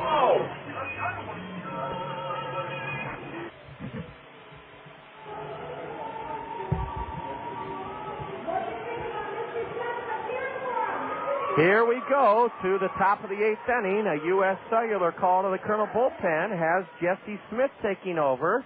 Aaron Pullen was charged with 2 unearned runs in the 7th inning. He pitched 1 inning, and he gave up 2 runs, both unearned, on 1 hit. Pullen struck out 1, and he hit a batter. He did not walk anyone. Jesse Smith, a 23-year-old right-hander, will face the numbers 2, 3, and 4 men in the B order. Burlington has been out-hit 8-3 by the Kernels, but the Bees only trail 3-2 here in the top of the 8th inning. Jesse Smith, a right-hander, and a beautiful curve as a strike to Angel Sanchez. I want to correct something I said earlier. Angel Sanchez did not bunt his way on in the first inning. He swung, and it was a swinging bunt, but he did take a full swing, and he rolled one to the left of home plate and reached on what I thought was a bunt. My head was down at the time, and I didn't actually see how the ball came off his bat. Jesse Smith last worked Friday here at home against Fort Wayne. He was tagged with the loss. The right-hander is even on the count and fires high and away ball 2 to Sanchez. Jesse Smith 0-2 on the year, a 7.13 ERA. This is his 10th appearance. In 17 2/3, he surrendered 19 hits. Ski right to a fastball on the outside corner. Jesse has fanned 19 batters in 17 2/3, walked 10, and the league is hitting .268 against him. Angel Sanchez holds up on a curve in the dirt, ball 3. Jesse Smith on Friday here against Fort Wayne. Check that. Friday here against Burlington. Pitched 2 innings. He surrendered 3 runs, only 1 earned on 3 hits. He struck out 3. He walked none. He was the loser in the come-from-behind B 10-8 triumph. Strike 3 called outside corner. Angel Sanchez showed up the plate umpire. He took off for first, but Robert Price said, "No, sir, buddy, you are out on strikes." 1 gone in the 8th inning, 3-2 Kernels. Our Kernel of Wisdom takes us back to 1948. Did you know that baseball came within 1 game of having an all-Boston World Series? Wouldn't have that been something, an all-Boston World Series? Look out, a ground ball foul off the batter's fist. Mitch Maier grounds it foul to the B dugout. The National League Boston Braves won the National League flag by 6.5 games over the Cardinals. And the Red Sox finished in a tie in the American League with Cleveland. Both had 96 and 58 records. Cleveland, on shortstop Lou Boudreau's 2 home runs in a 1-game playoff at Fenway, won the American League crown. A high fly ball into shallow left. Nick Kimpton dances underneath it near the line, makes the catch.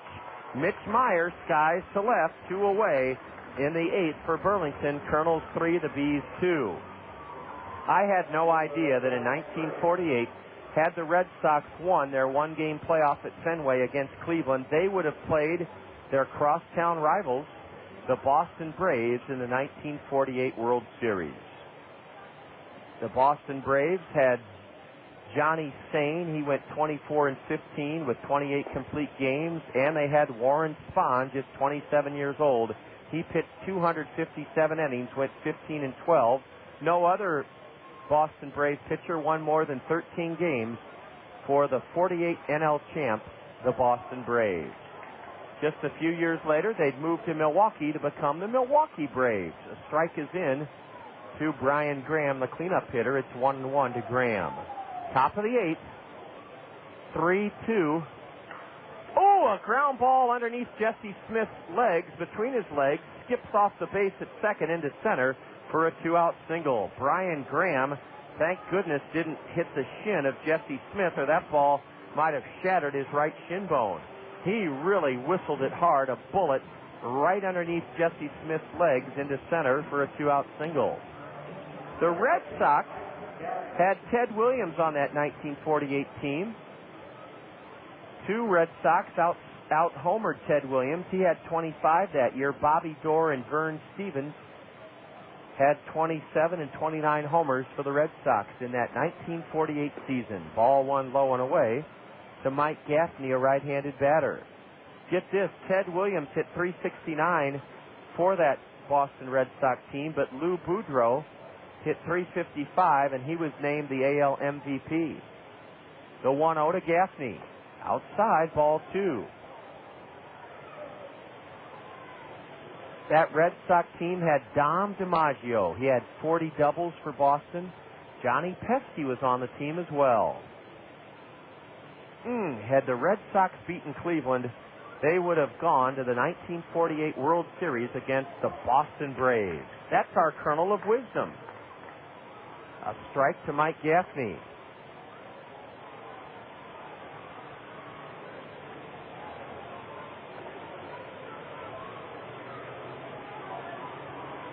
Now Mike jackhammers one foul into the facade of the first base grandstand.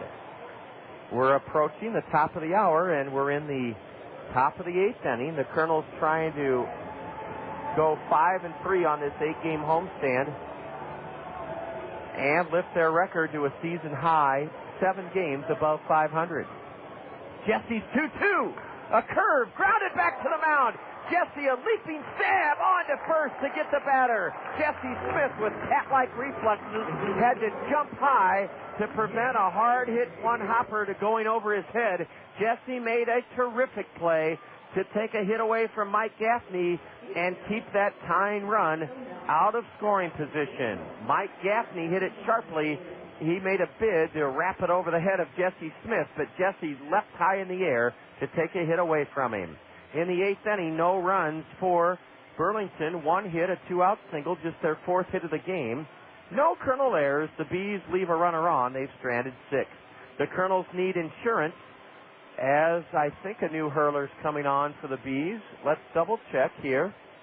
Burlington, no, this is still Kila Ka'aihue. We go to the home half of the 8th inning. It's the Kernels 3, the Bees 2, and you're tuned to Kernel Baseball on the Zone. Unless you have a crystal ball that really works, nobody can foresee all the risks that might become realities. Most of us don't have a foolproof crystal ball, though. That's why it's sensible to consider the calamities that might occur to your car, home, business, or life, and insure yourself against the worst. See Phil Andrews, your Pekin insurance agent, about a well-planned insurance program for your individual needs. The future is uncertain. See your Pekin insurance agent, Phil Andrews, at Weidenhammer Andrews Agency. Here's a fact about the new Veterans Memorial Stadium I bet you didn't know. All of the grounds surrounding our community's newest source of pride are maintained by Greg's Lawn Service. That's right, it's Greg's Lawn Service that provides you with that initial lift when you approach our magnificent new ballpark. Greg's Lawn Service can put their first-class signature on your yard, elevating it to the same immaculate condition you see around the stadium. Greg's Lawn Service, a cut above the rest since 1983. All Night sounds like this. Tom Izzo joins us here on All Night on ESPN Radio. Do you really fine your coaches or any people on your staff $50 if a cell phone rings when you're holding a meeting? Sure, especially the players. As Magic says, this is the day and age where the players have more cell phones than the coaches, so you got to find those guys if they're in those meetings. Well, does that go to the Michigan State Athletic Department or the Coach Izzo expense account? Tom Izzo retirement fund. Only on Todd Wright, All Night on ESPN Radio. We go to the bottom of the 8th inning, and Aaron Peel takes a pitch low from Kila Ka'aihue. 3-2 Kernels. The Kernels that out-hit the Bees 8-4. And have a 1-run lead here in this bottom of the 8th inning. Strike 1 called on the outside corner to Peel. We'll have a complete look at the State Farm Major League scoreboard following tonight's action. Ball 2 in the dirt to Aaron. Aaron Peel represents the lower third of the Kernel order. He'll be followed by Sean Rodriguez and Nick Kimpton. The Kernels got 4 hits, but only 1 run in the first inning. And scored 2 in the second, and are hanging on 3-2 here in the 8th inning. Aaron Peel hacks one foul into the stands behind the plate. That sends the catcher, Luis Gonzalez, out to the hill. Well, talking about that near all Boston World Series in 1948, our Kernel of Wisdom, perhaps it's going to be harder and harder for 2 teams in the same city to meet in the World Series because of all the post-game rounds that you have to win before you get to the World Series. Everybody remembers just a few short years ago, everybody can remember the Mets and Yankees. And that was called the Subway Series. If the Cubs and White Sox ever met in the World Series, I think the town of Chicago would be in a week-and-a-half state of euphoric ecstasy of uncalculated proportions. The city would just go absolutely bonkers if the White Sox and Cubs ever met in the World Series.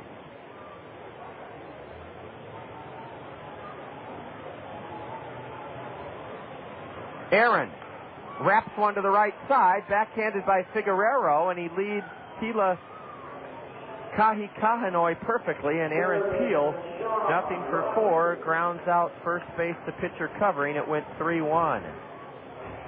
1 away here in the bottom of the 8th inning. The batter, Sean Rodriguez. Sean doubled and scored in the Kernel 2-run first inning. He walked and he singled his last time up. He's the only man that's gotten a hit off Kila Ka'aihue. He lashed his single past the second baseman, Mike Gaffney.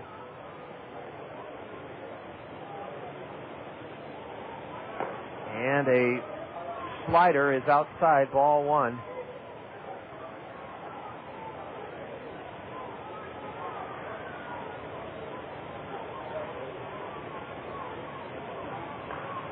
Swinging a foul off to the right by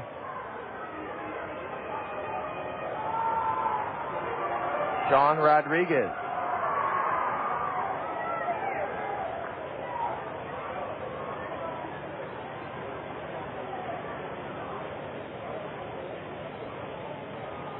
A slider low and away, and it's 1-1 to Sean. Outfield plays Rodriguez straight away. He rests his black lacquer bat on his back shoulder. Now the 2-1. Strike two called, outside corner. Nobody on. One out in the Kernel 8th inning. 3-2 Kernels. The Kernels have stranded 9. Burlington has left 6 aboard. A ground ball foul outside of third. Keeps Sean Rodriguez even on the count, 2-2. Could the Dodgers ever meet the Angels in the World Series? If they did, it would probably take you an hour and a half to get from Dodger Stadium to Angel Stadium in Anaheim with the congested freeways. Sean Rodriguez pumps another 2-2 pitch foul. That one up into the suites to our right. Rodriguez is hanging tough, trying desperately to reach for the 4th straight time tonight.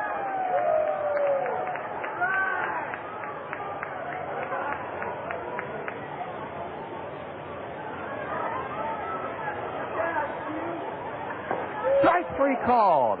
Kila Ka'aihue is now pitched 2 2/3 scoreless innings. He'll face Nick Kimpton. Nick Kimpton may try to bunt his way on. If Kimpton does try to bunt his way on and is successful, it'll bring Quan Cosby up. 1,354 here, over 265 from Jackson Elementary School.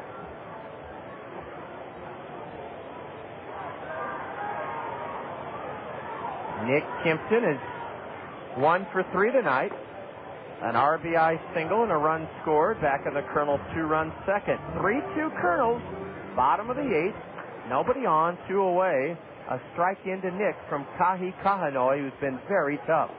A changeup floats upstairs to the Kernel left-handed Australian, Nick Kimpton. We're on the road for 8, and then we're back at home for our longest homestand of the year, a 12-game homestand. That starts Thursday the 20th. Here's a high drive, way back in deep right center, and Lubanski has it. Oh, Nick Kimpton hit it to the deepest part of the ballpark.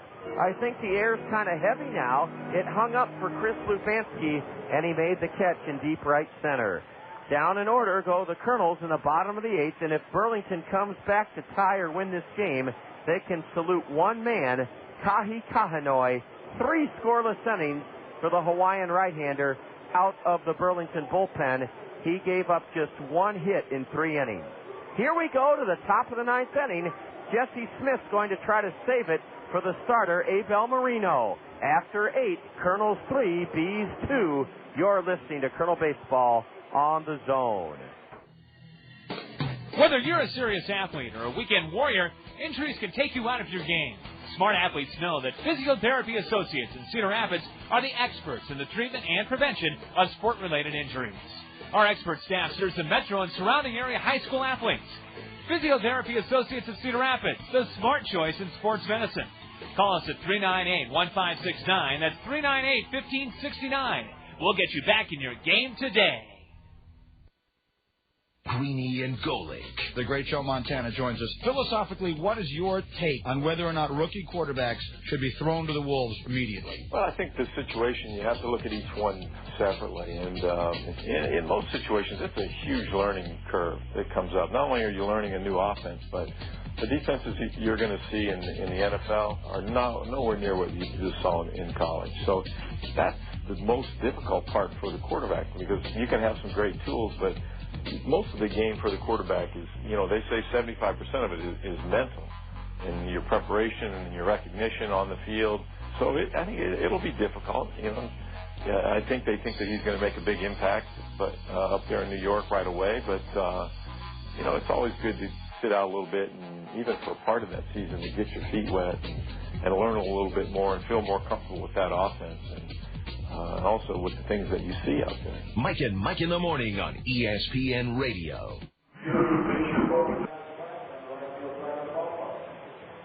Here we go to the top of the ninth, and Burlington will throw everything they have at Jesse Smith, including a pinch hitter, Walter Sevilla. Walter Sevilla is pinch hitting, a right-handed batter, for Annabelle Figueroa.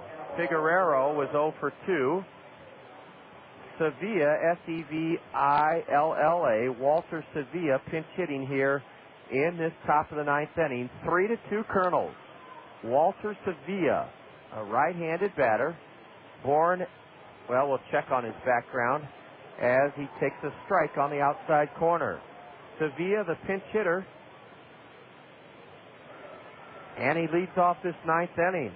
Walter hitting 189, a homer, 5 RBIs, and Jesse's breaking pitch is low and away. Jesse Smith has 2 losses on this homestand. Wouldn't it be nice if he could garner his first save of the year? But he has to get 3 outs here in the top of the ninth inning. Ball 2, a fastball just low to Sevilla. Playing even with the bag on the edge of the grass at third is Sean Rodriguez for the Kernels. Walter Sevilla holds the bat right down on the end, holds his hands high, and he's taken ball 3 low and away. Sevilla, 0 for 4 yesterday, was hit by a pitch leading off the 7th. Walter was born in Nicaragua, but went to community college in Palm Beach, Florida. Look out, Jesse Smith falling behind 3-1 to the pinch hitter, Walter Sevilla. Strike 2 called on the outside corner, the count full.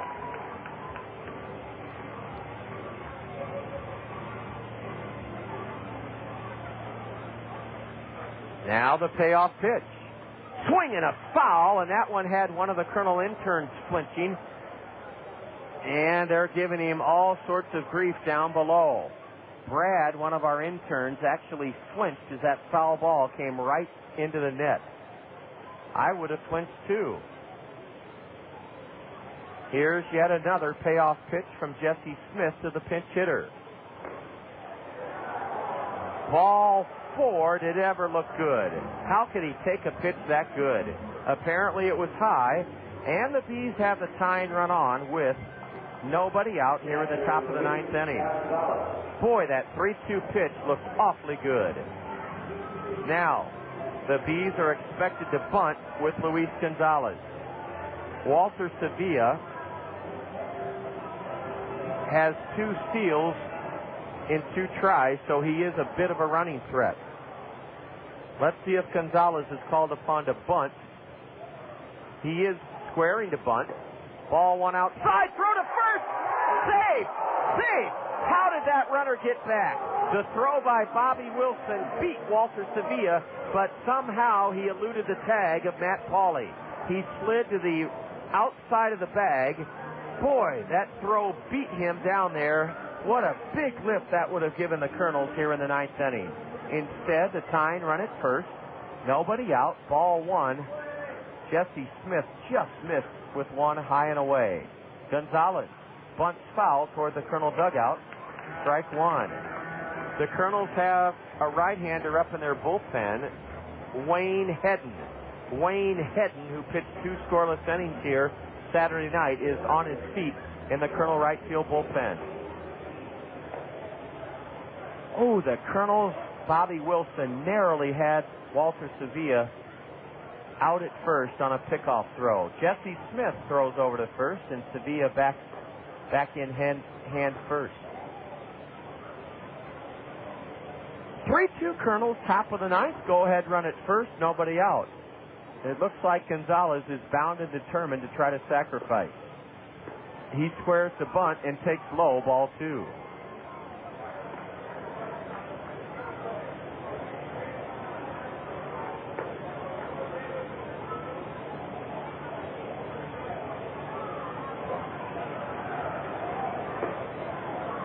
Wayne Hedden continues to warm up in the Kernel bullpen. Jesse Smith walked the leadoff man on a 3-2 borderline call. Here's a bunt, and it's a very good bunt. Jesse will barehand, lob to first for the out. And Burlington has the tying run at second with 1 out for Brian McFall. Luis Gonzalez with a successful sacrifice. It went 1-3. And as Wayne Hedden continues to warm in the bullpen, it's Jesse Smith's game to save, or Burlington could tie it here in the 9th inning. Brian McFall, 0-for-2, was hit by a pitch in the 7th and scored one of 2 unearned runs against Aaron Pullen. 3-2 Kernels. Boy, you have to hand it to these Bees. They're in the 12th game of a 12-game road trip. They were down 3-0 going into the 7th, and they found the resiliency to score 2 runs, 2 unearned runs, and now they're knocking on the door here in the 9th to tie it. Ball 1 low to Brian McFall from Jesse Smith. Smith wears his white trousers just below his kneecaps, his red socks up high. Jesse leans in to get his sign. Now he steps off the rubber. The Kernels desperately trying to hold on here. Our record in 1-run games is a sparkling 6-2.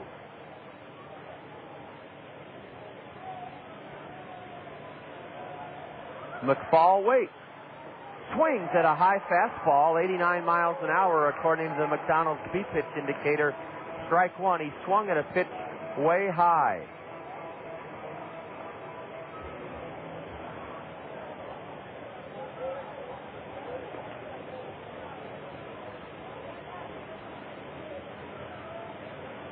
Now the 1-1 is a curve in the dirt for a ball.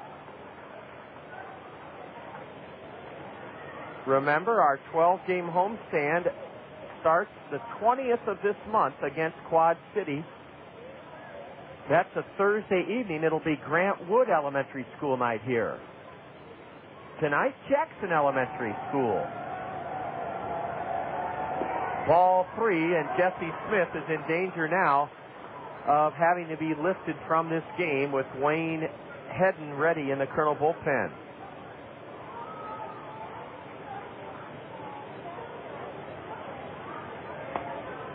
Now they're going to walk the batter. They are going to walk the batter, Brian McFall, and let's see if the Kernels go to... Oh, no! A wild pitch! Oh, brother! Oh, no! The tying run at third is Jesse Smith heaved it over the head of Bobby Wilson. And here comes Bobby Magallanes. Oh, my goodness. How can you... Well, it just must have slipped. It had to have slipped. Ball 4 was over the head on an intentional walk. Oh, brother. I have not seen that in 9 years with the Kernels. An intentional walk. A ball 4 heaved over the head of the catcher. And now Burlington has runners at first and third. First and third with only 1 out, and Wayne Hedden comes into this game. Oh, you feel bad for Jesse Smith. Jesse Smith, a wild pitch on a ball 4 sends the tying run to third with only 1 out here in the top of the 9th inning. Well, it all goes back to the first inning. The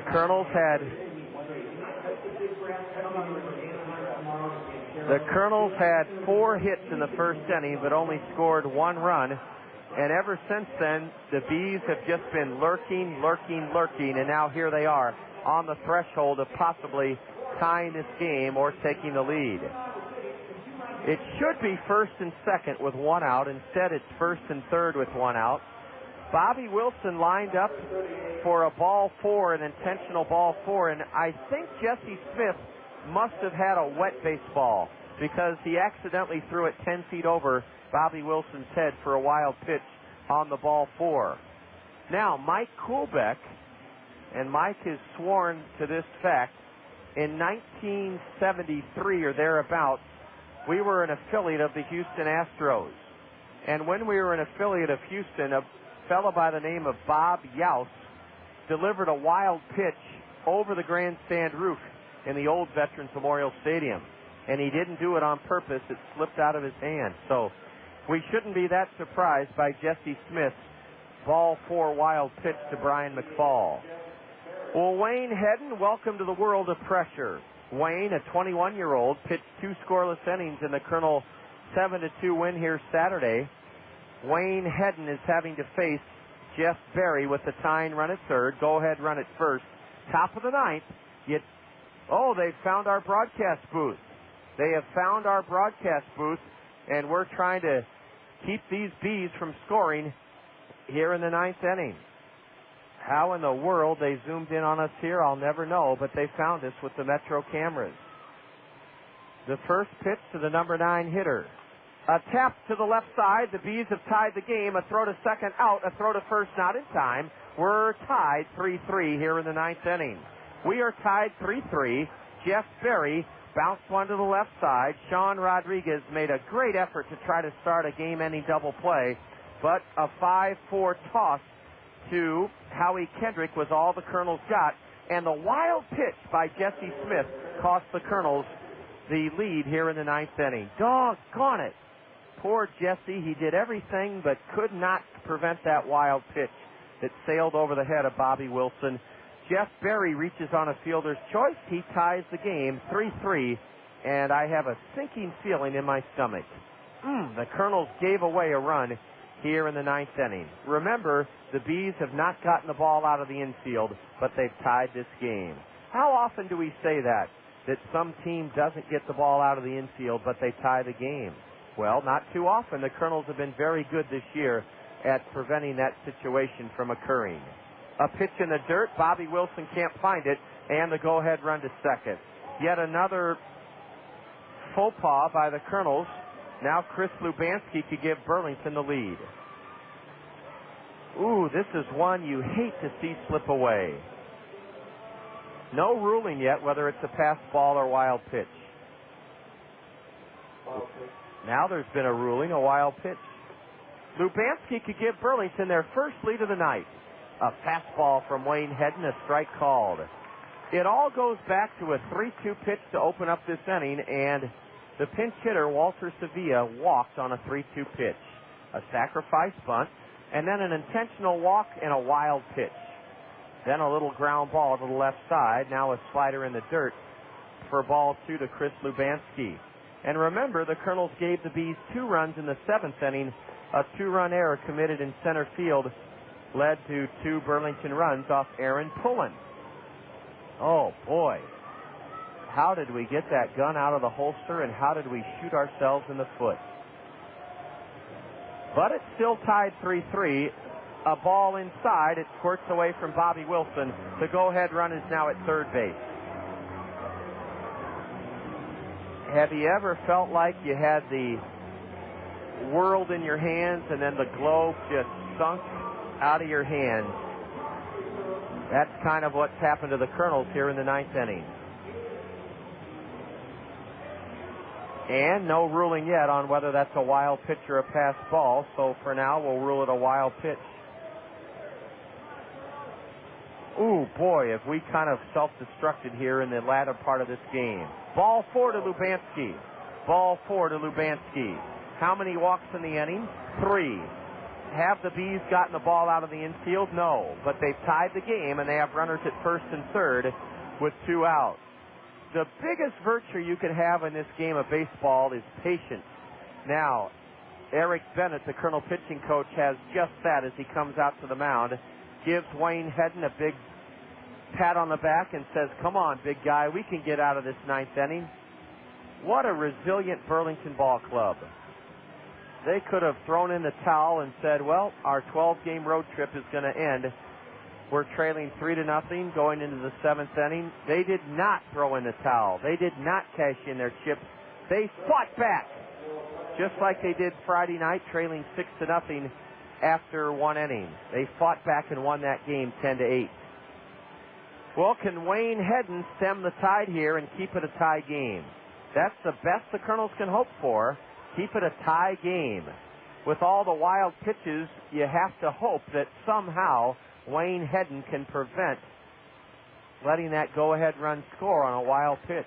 There have been 3 wild pitches in this inning. Look out, Angel Sanchez breaks his bat and rolls one foul off the Kernel railing, off the first base dugout of the Kernels.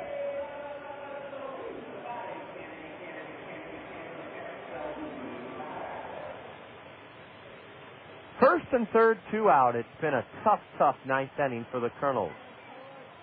You so much feel for Jesse Smith.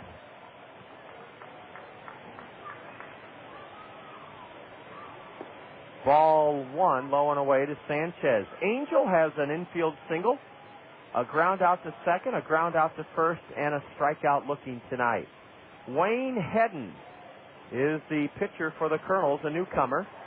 Strike 2 called on the outside corner. Sanchez didn't think so.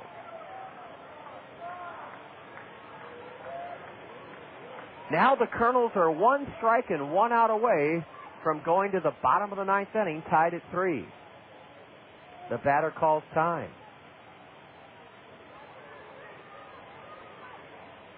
Kids from Jackson Elementary were all poised to get to run the bases had the Kernels been able to hold on here in the ninth inning. A little dribbler foul, and let's hope that's not a bad omen. Sometimes when a guy just gets a piece of one to stay alive, that second chance results in a big hit. Can Wayne Hedden retire this right-handed batter? Let's see. A foul off the facade of the first base grandstand roof.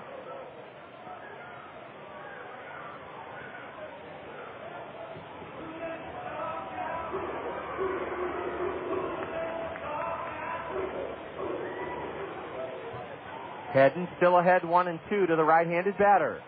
A curve grounded back to the mound. Wayne Hedden may have taken a run away from Burlington. He made a sharp fielding play on a hard ground ball headed to center. Wayne reached down and picked it clean and then lobbed to first. In the ninth, Burlington does not get the ball out of the infield. They score 1 run on, no hits, 3 walks, 3 wild pitches, no Kernel errors, and the Bees leave 2. They've stranded 8. Can the Kernels score for the first time since the second inning? We go to the bottom of the ninth. We feel fortunate to be tied with the Bees. 3-3. You're listening to Kernel Baseball on the Zone. Quiznos Kernels Kids Club members.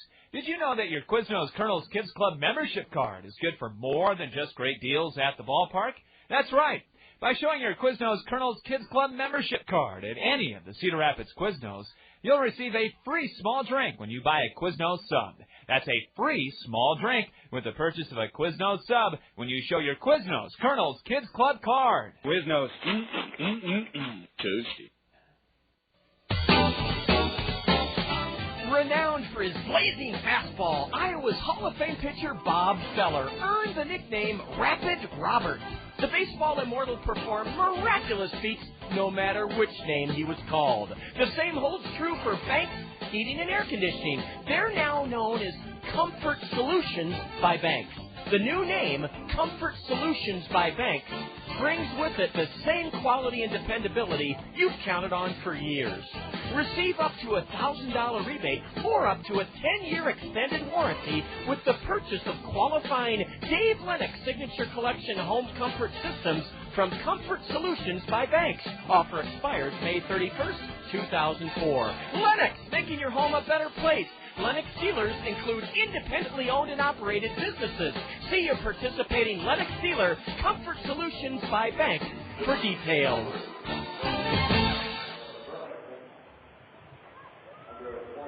We pay tribute to Ka'aihue. 3 innings pitched out of the B bullpen, no runs, 1 hit, 2 strikeouts, 2 walks. Walter Sevilla is playing second base, and now Mike Gaffney at first here in the ninth inning. And a new pitcher, Dusty Hughes, will pitch for the Bees. He got the save in Burlington's series opening 10-8 come-from-behind win. The Bees have come from behind here with 1 and 2 in the 7th, 1 in the 9th. Top of the order against Hughes. Ball one high to Quan Cosby.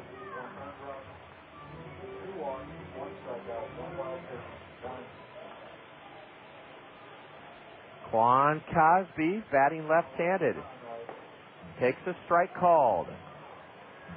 Wayne Hedden came in and got the final 2 outs of the ninth inning. Jesse Smith charged with 1 run in an inning and a third. Quan pumps one in the air foul off to the left. 1-2. Dusty Dossett. A save here in the series opener Friday. Dossett pitched 2/3 of an inning. No runs, no hits, 2 strikeouts, no walks. He fanned the only 2 Kernels he faced to garner a save. A ground ball poked foul past first. Count remains 1-2 to Quan Cosby. 3-3. We're in the bottom of the 9th inning.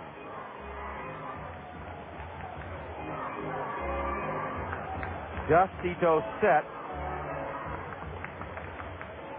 working from the windup. Hands over his head, the 1-2. Strike 3 called. Quan Cosby took it on the outside corner. He has a few words of complaint to the plate umpire, but 3 batters faced in this series by Dusty Dossett and 3 strikeouts. Kernels trying to score for the first time since the 2nd inning. We have left 9 runners aboard, had 18 hits en route to a 14-7 win yesterday, but only 3 runs so far tonight.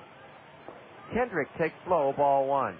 Dusty Dossett 1-0 with 2 saves, 14 1/3 innings pitched, and he's given up no runs on 7 hits. So nobody scored on him in 14 1/3. A curve, and it just missed inside to Howie Kendrick. Dossett, D-O-S-S-E-T-T. The 2-0 to Kendrick. Swing and a foul. Howie swung at a pitch right in on his hands. Again, Walter Sevilla at second, and the first baseman is Mike Gaffney here in the 9th inning.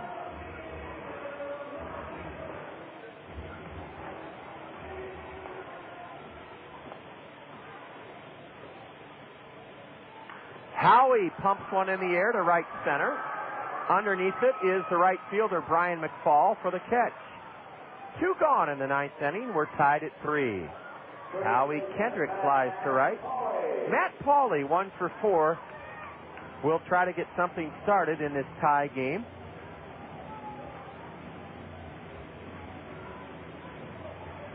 Here in this bottom of the 9th inning.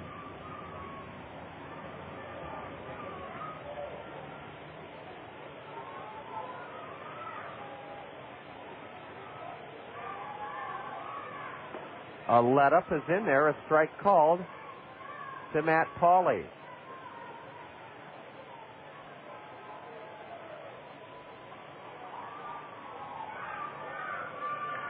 A drive into deep right center, 4 extra bases. The winning run will be at least at second as the right fielder gets it back in. Pauley with a 2-out double, rattled into right center, and a base hit would win it for the Kernels here in this bottom of the 9th inning. Matt Pauley drilled one into the right center field alley for his 2nd hit. He started the night batting .358, and Bobby Wilson could make the Kernels a winner here tonight. Bobby Wilson will try to drive home the game-winning run. That's being carried by Matt Pauley at second. Here in this bottom of the 9th inning. Bobby Wilson has, and they're going to walk Bobby Wilson. Let's hope that this pitcher uncorks a wild pitch like we did. 3 of them in the top of the 9th inning that helped the Bees tie the game. Ball 1 to Bobby Wilson from Dusty Dossett, a 23-year-old right-hander out of Oklahoma Baptist University. He's from the state of Texas. Ball 2. Listen to the crowd. They don't like the fact that Burlington's walking Bobby Wilson. 1,354 here tonight.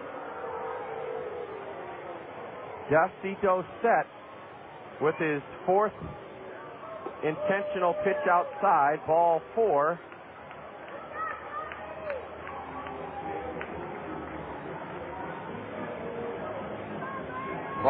4 to Bobby Wilson. Brandon Wood will try to win this game. Matt Pauley has given the Kernels a chance, clubbing a double into right center with 2 out. Bobby Wilson has been walked on purpose. And now Brandon Wood, who leads the Kernels with 23 runs driven in, will do his best to try to get a hit off Dusty Dossett and end this ball game. In the bottom of the 9th inning, we're tied at 3. And Uncle Charlie is a strike call to the batter.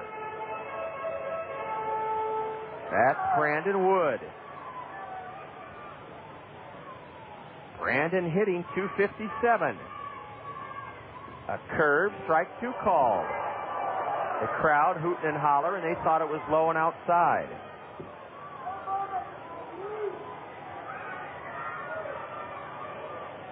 It's 0-2 to Brandon Wood. A base hit by Brandon would likely score the game-winning run. A curve in the dirt. Pauley will go to third. He is safe. The ball hit him. Oh, a wild throw hit Pauley. He's all right. That ball, had it not hit Pauley, would have probably brought in the game-winning run. The catcher made a very bad decision on a wild pitch he threw to third. Hit Matt Pauley, who was sliding in. Bobby Wilson went to second. His run means nothing, but no longer a force out in play for Burlington. No longer a force out for Burlington. Now it's 1-2 to Brandon Wood. The winning run is at third with 2 out here in the bottom of the 9th. The right-hander's 1-2 delivery. Swing and a miss on a curveball. We're going to the 10th inning. The Kernels all but won it here in the bottom of the 9th. No runs for the Kernels in the 9th. 1 hit, a 2-out double, a walk, a wild pitch, no B errors, and the Kernels leave 2. We've stranded 11 in 9 innings. The Kernel record in extra innings is 2-1. That's where we're headed tonight. After 9, Kernels 3, Bees 3. You're tuned to Kernel Baseball on The Zone.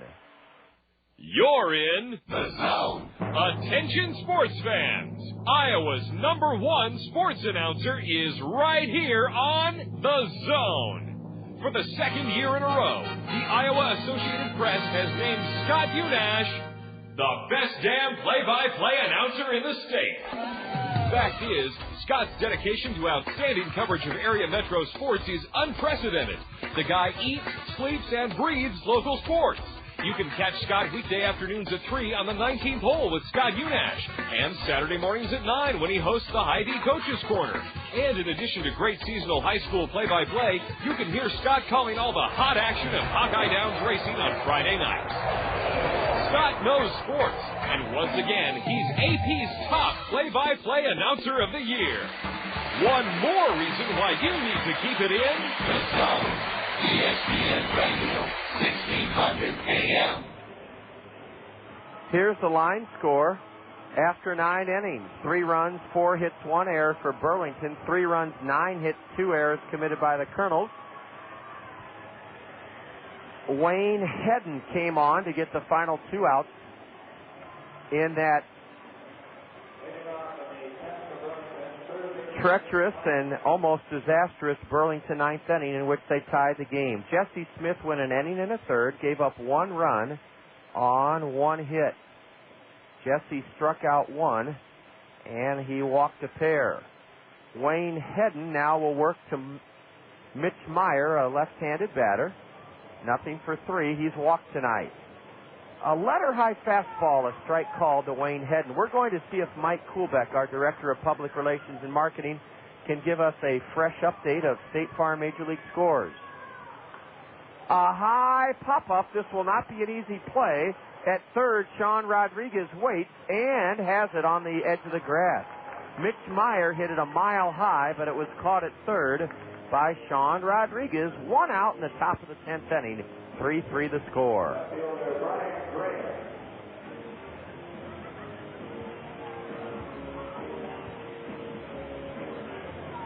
Brian Graham has a hit tonight.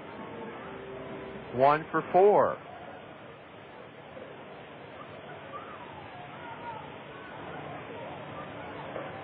Ball 1 is high and outside from Wayne Hedden. the star of the game as far as the Bees are concerned. There's a strike on the inside corner. Relief pitcher Kila Ka'aihue. Ka'aihue, 3 innings pitched, no runs, gave the Kernels just 1 hit, struck out 2, walked 2. He kept Burlington in the game. They scored 2 unearned runs in the 7th and scored the tying run in the 9th without the benefit of a hit. We're going to take a look at the State Farm Major League scoreboard here in Extra Frames, with this game tied at 3.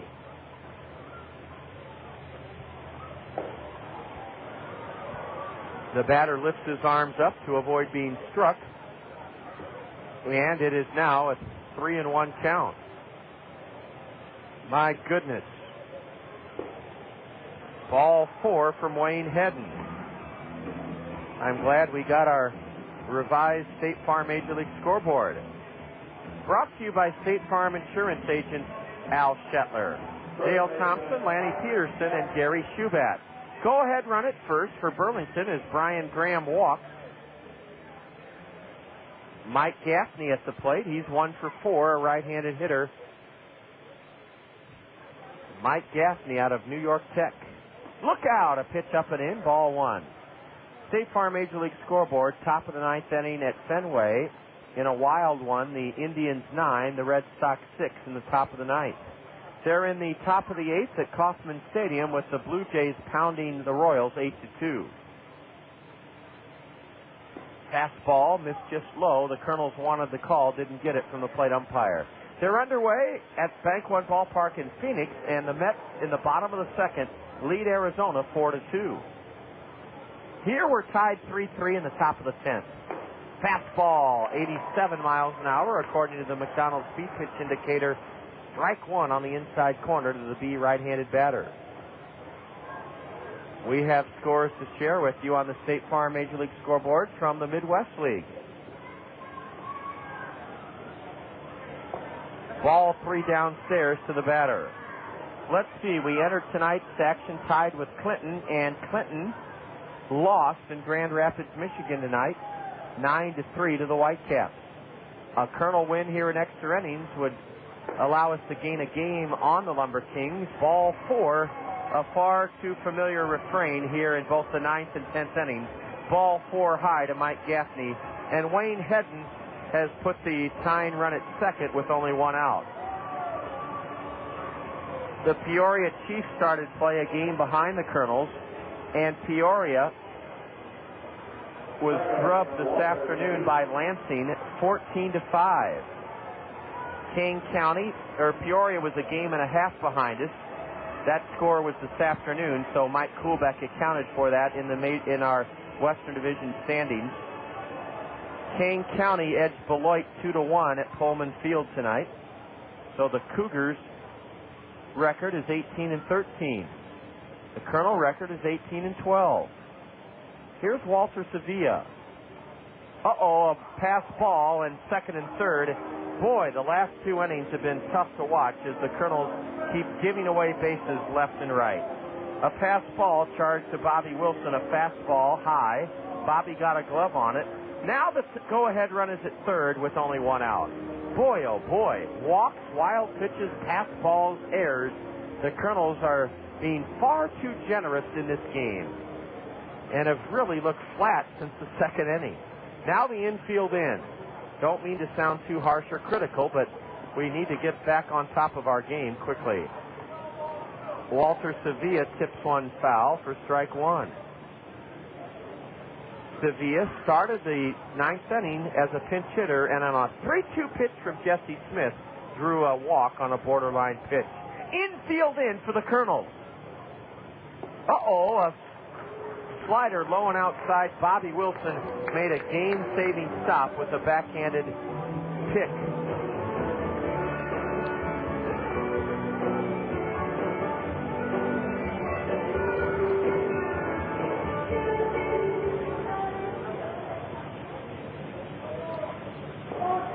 Sevilla trying to give Burlington their first lead of this game. Scott Heinman, Colonel lefty, warming up in the right field bullpen.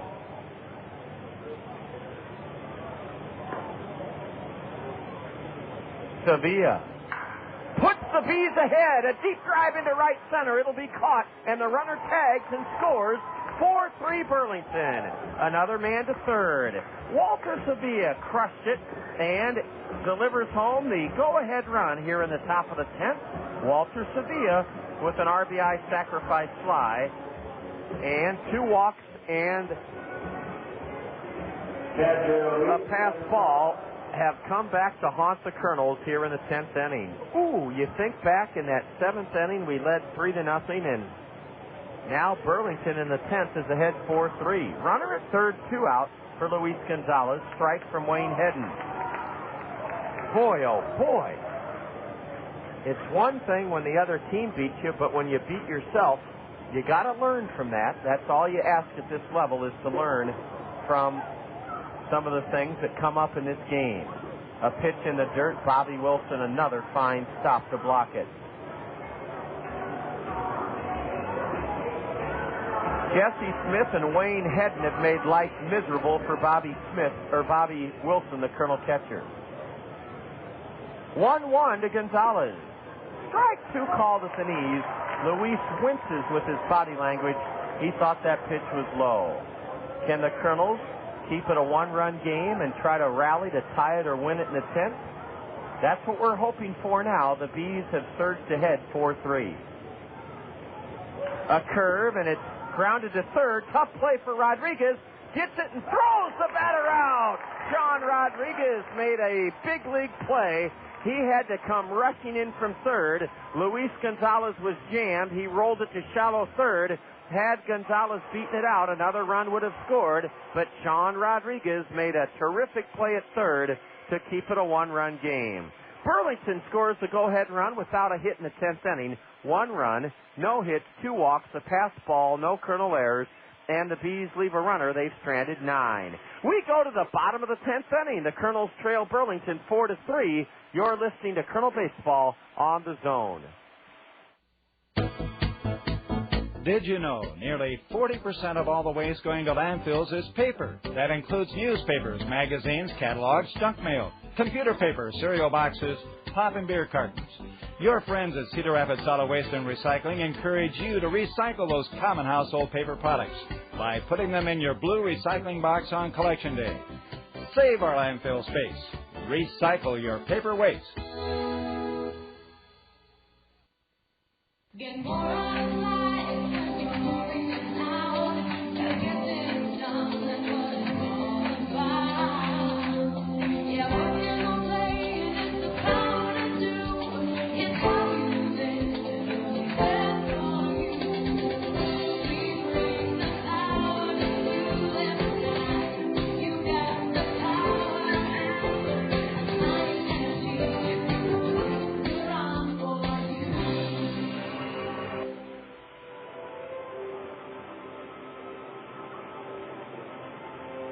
Here we go to the bottom of the 10th inning. The Kernels will try to get it done against Dusty Dossett and avoid slipping to 4-4 on the homestand. Burlington trying to gain a split in this 4-game series. Looked like the Kernels had it tucked away, leading 3-0 going into the top of the 7th, but give the resilient Fighting Bees their credit. They took advantage of a 2-run error in center. And then, without getting the ball out of the infield in the 9th inning, they tied the game. And then, without a hit in the 10th inning, they took the lead.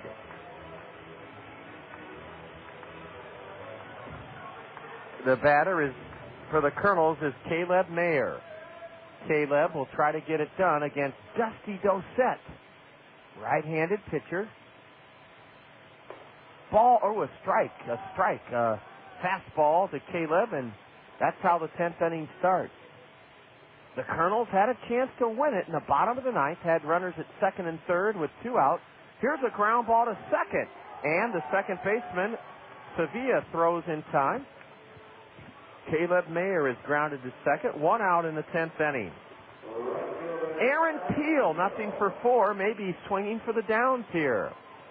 4-3 Burlington in the bottom of the 10th inning. Aaron Peel homered yesterday rather, in the Colonel 14-7, 18-hit victory. a curve, and Aaron taps it foul at his feet, strike one. Good to hear from Scott Unash, programming director at the Zone. We'll be giving him a call just after 3 o'clock tomorrow from Beloit. Scott, I hope we can pull this one out. It would be a very tough way to end what looked to be a pretty darn good homestand. A high pop foul off to the right by Peel. He's in the hole 0-2. Looks like we have a listener tuned in the Papa John's Plaza. Swing and a miss, but the ball gets away from the catcher. He'll throw to first just in time. Terrific play by Luis Gonzalez on a strikeout of Aaron Peel, and Burlington's within 1 out of a come-from-behind 10-inning triumph here tonight. Aaron Peel hustled down the line and just about beat that throw from the catcher as he swung at strike 3 in the dirt. Ooh, the Kernels have out-hit Burlington 9-4 tonight, but trail this game in the bottom of the 10th 4-3.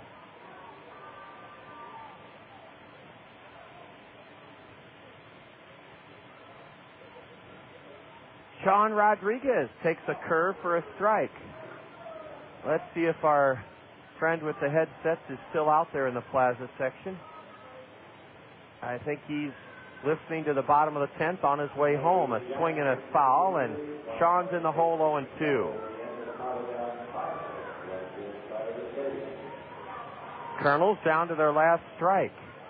This will be perhaps the hardest loss to take of the season if we don't rally. Ball one up and into Rodriguez.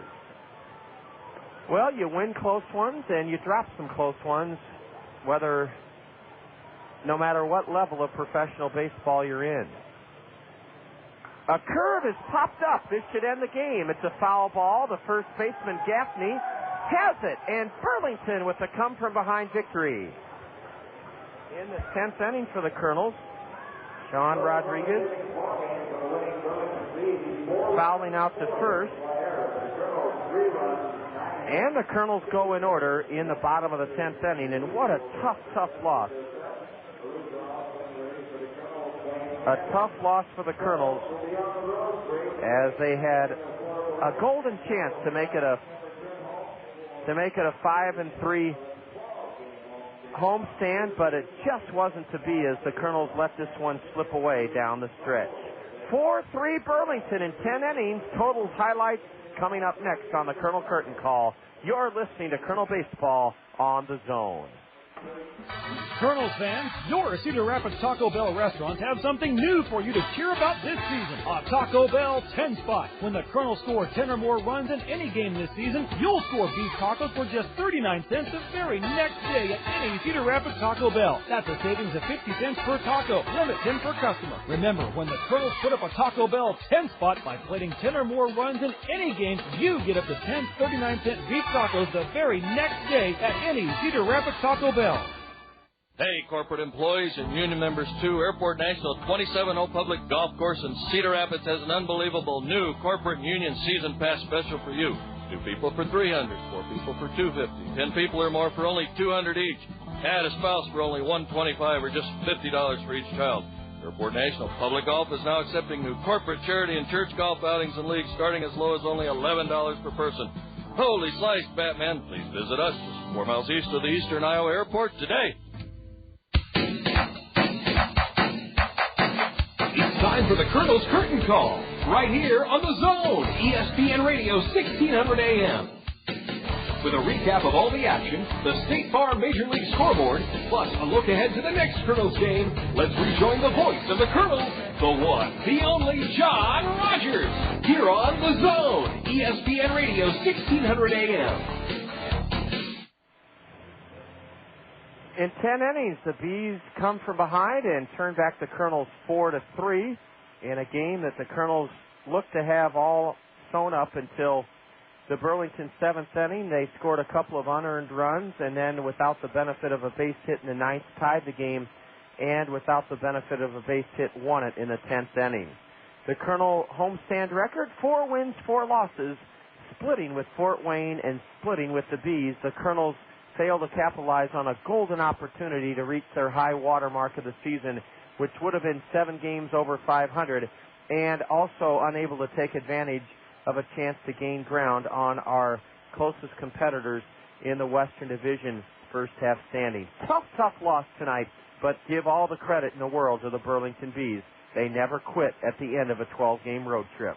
For Burlington, 4 runs, 4 hits, 1 error. They left 9. The Kernels, 3 runs, 9 hits, 2 errors. We stranded 11. The winning pitcher for the Bees, Dusty Hughes, he saved the first game of this series. He wins the finale. He's 2-0. The losing pitcher for the Kernels, Wayne Hedden, 0-1. The game took 3 hours and 7 minutes, and it's great to see so many of the kids from Jackson Elementary staying around to run the bases. They had over 265 here this evening, part of a 1,354 total paid attendance. 4-3 Burlington in 10 innings. We'll return in just a moment with our Liberty Bank Star Play of the Game. You're listening to Kernel Baseball on the Zone. Kernels fans, your Cedar Rapids Taco Bell restaurants have something new for you to cheer about this season. A Taco Bell 10 spot. When the Kernels score 10 or more runs in any game this season, you'll score beef tacos for just 39 cents the very next day at any Cedar Rapids Taco Bell. That's a savings of 50 cents per taco, limit 10 per customer. Remember, when the Kernels put up a Taco Bell 10 spot by plating 10 or more runs in any game, you get up to 10 39-cent beef tacos the very next day at any Cedar Rapids Taco Bell. When searching for a professional logistics team of experts to handle your warehousing operations, look to Worley Warehousing. Worley Warehousing will help you achieve greater efficiencies by providing superior warehouse facilities, technological advancements, and expert professionals. By focusing on technological innovations and keen foresight, Worley Warehousing has grown into one of our nation's leading warehousing operations. Worley Warehousing, your single source for all of your warehousing and distribution needs.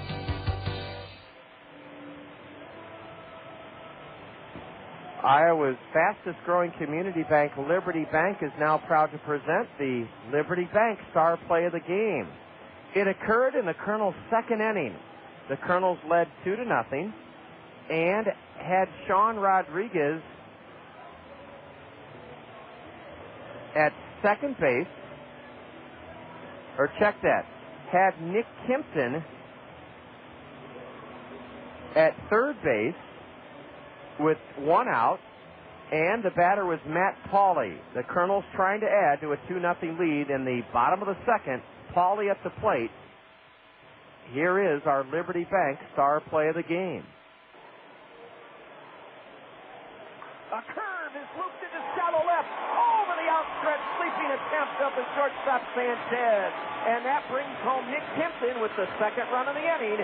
It's 3-0 Kernels. Little did we know that would be our last run of this game as the Bees shut us out from the third inning through the bottom of the 10th, and they rallied for 2 in the 7th, 1 in the 9th, and 1 in the 10th to gain a split in this series in a 4-3 Burlington 10-inning victory. That's our Liberty Bank Star Play of the Game, brought to you by Iowa's fastest-growing community bank, Liberty Bank. We'll put a cap on everything next here on the Colonel Curtain Call with a look at the State Farm Major League scoreboard. Stay tuned. You're listening to Colonel Baseball on the Zone. Did you know nearly 40% of all the waste going to landfills is paper? That includes newspapers, magazines, catalogs, junk mail, computer paper, cereal boxes, pop and beer cartons. Your friends at Cedar Rapids Solid Waste and Recycling encourage you to recycle those common household paper products by putting them in your blue recycling box on Collection Day. Save our landfill space. Recycle your paper waste. When we met at Spaghetti, we would never forget Zio Giano's. Now it's where mi amore and I dine in. We carry out the lunch and the dinner all the time for lasagna, ravioli, mandacati, cannelloni, tortellini. Or try their delicious salads and sub sandwiches too. Zio Giano's is the hometown taste of Italy. For your next meal with friends and a family, remember Zio Giano's with 5 convenient locations for the pasta that makes you sing.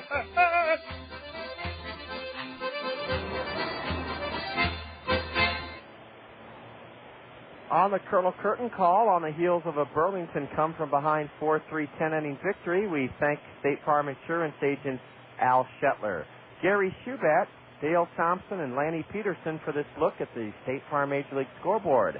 Only 3 games in the major leagues, They're in the top of the ninth at Fenway. The Tribe leads the Red Sox 9-6. And in the top of the eighth at Kauffman Stadium, the Blue Jays are bombing the Royals 8-2. Out in Phoenix, the Diamondbacks batting in the bottom of the second trail the Mets 4-2. In the Midwest League, remember the Kernels had a chance to gain ground on Clinton. The Lumber Kings lost this morning, or actually this evening in Grand Rapids 9-3 to the Whitecaps. The Kernels had a chance to gain ground on Peoria, couldn't do it as the Chiefs lost this morning in Lansing 14-5. And let's see, the Kernels lose a game in the standings to Kane County. The Cougars edge Beloit, our opponent tomorrow evening, 2-1. So nothing has really shaken out in the way of a front runner in the Western Division first half standings. Clinton, Peoria, Kane County, the Kernels all in the thick of things. The Kernels really have blown a great chance, though, this evening, and we say that not in a critical or negative way, but we more or less handed the game to Burlington by beating ourselves tonight. But credit should go where credit's due. The Bees never gave up in Game 12 of a 12-game road trip. It was our pleasure bringing it to you here on Jackson Elementary School Night. Remember, we start an 8-game road trip, 4 in Beloit, 4 in Appleton. Tomorrow evening, 6:10 dugout interview time. 6:10 dugout interview time tomorrow evening from Pullman Field in southern Wisconsin. Emily was our in-studio engineer. Emily, thanks for all your great work again. In 10 innings, the Bees edged the Kernels 4-3. John Rogers wishing you a great Monday evening. You're tuned to Kernel Baseball on The Zone. This has been a special sports presentation from The Zone, ESPN Radio, 1600 AM, Cedar Rapids. Now back to our regularly scheduled ESPN programming already in progress.